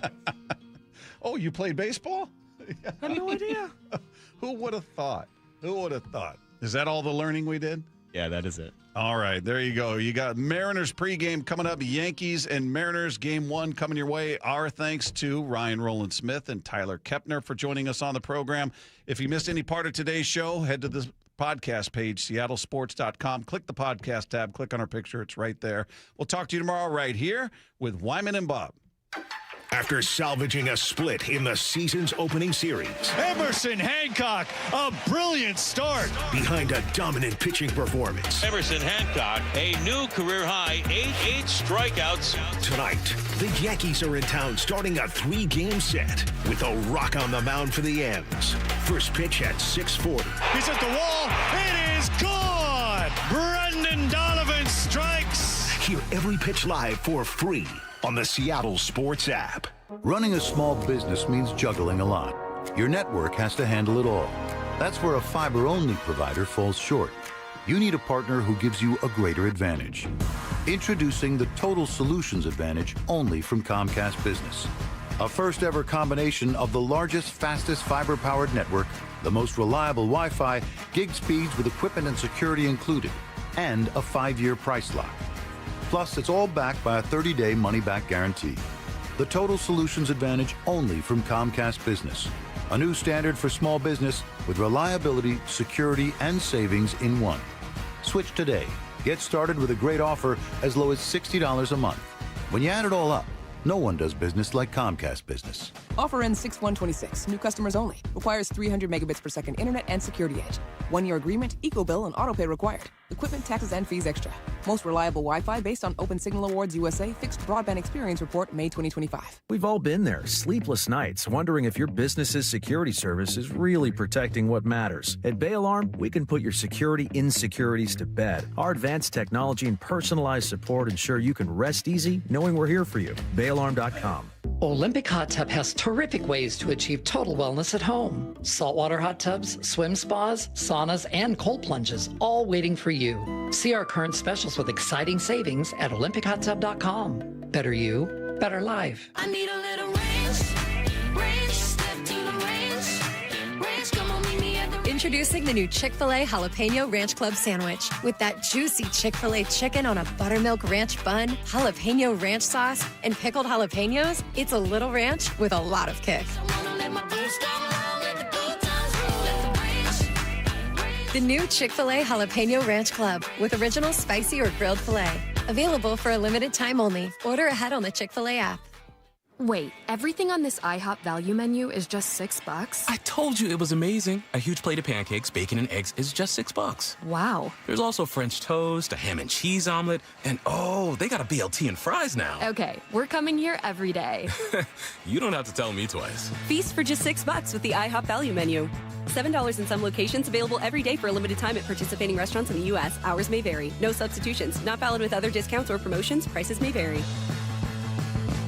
Running a business means wearing multiple hats. So if you're like me, you probably started out using your personal phone, taking client calls and texts nonstop. As my business grew, I needed something smarter. That's when I switched to Quo, the #1 business phone system. Quo works right on your phone or computer. No carrying 2 phones, no clunky landline, just one easy app you can try for free. Your team can share one number and handle calls and texts together like a shared inbox. Any teammate can jump into the conversation, so customers get faster responses. And Quo's AI assistant summarizes your calls and responds to customers 24/7, so you never miss a lead or opportunity. All this starts at just $15 a month. That's basically 2 coffees. You can even keep your current business phone number. Find out why 90,000 businesses trust Quo. No missed calls, no missed customers. Try Quo for free at quo.com/sports. That's quo.com/sports to try Quo free.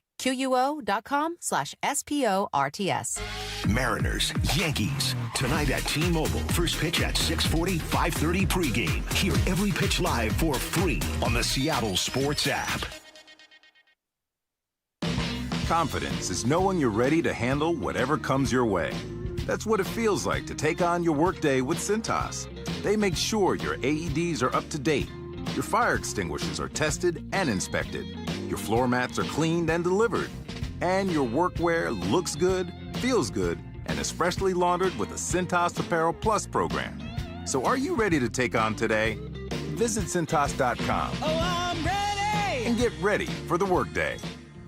You could file your taxes on a basic free service, which is fine. But are you okay with fine? Because when it's your money on the line, do you really want to guess if you missed a credit or hope the math is right? Get the confidence of TurboTax for free right on the Intuit Credit Karma app. Free Fed and free state for simple 1040s only. Around 37% of filers qualify. See details at turbotax.com/free. No schedules except for EITC, CTC, student loan interest, and Schedule 1A. If you owe back taxes, listen carefully to rule number 1. Never go up against the IRS alone. They're cracking down, freezing bank accounts, garnishing paychecks, canceling passports. Even your home or business could be at risk. But here's what they don't tell you. The IRS has powerful tax relief programs that could save you thousands if you qualify. That's why smart people call Optima Tax Relief, America's #1 tax resolution firm. Nobody knows these programs like the experts at Optima. Their team of tax attorneys and licensed professionals have resolved over $2 billion in tax debt for people just like you. The IRS is not stopping, so don't wait and don't take them on alone. For tax help you need, for tax help you can trust, call Optima today for a free consultation. Call 800-343-6460. 800-343-6460. 800-343-6460.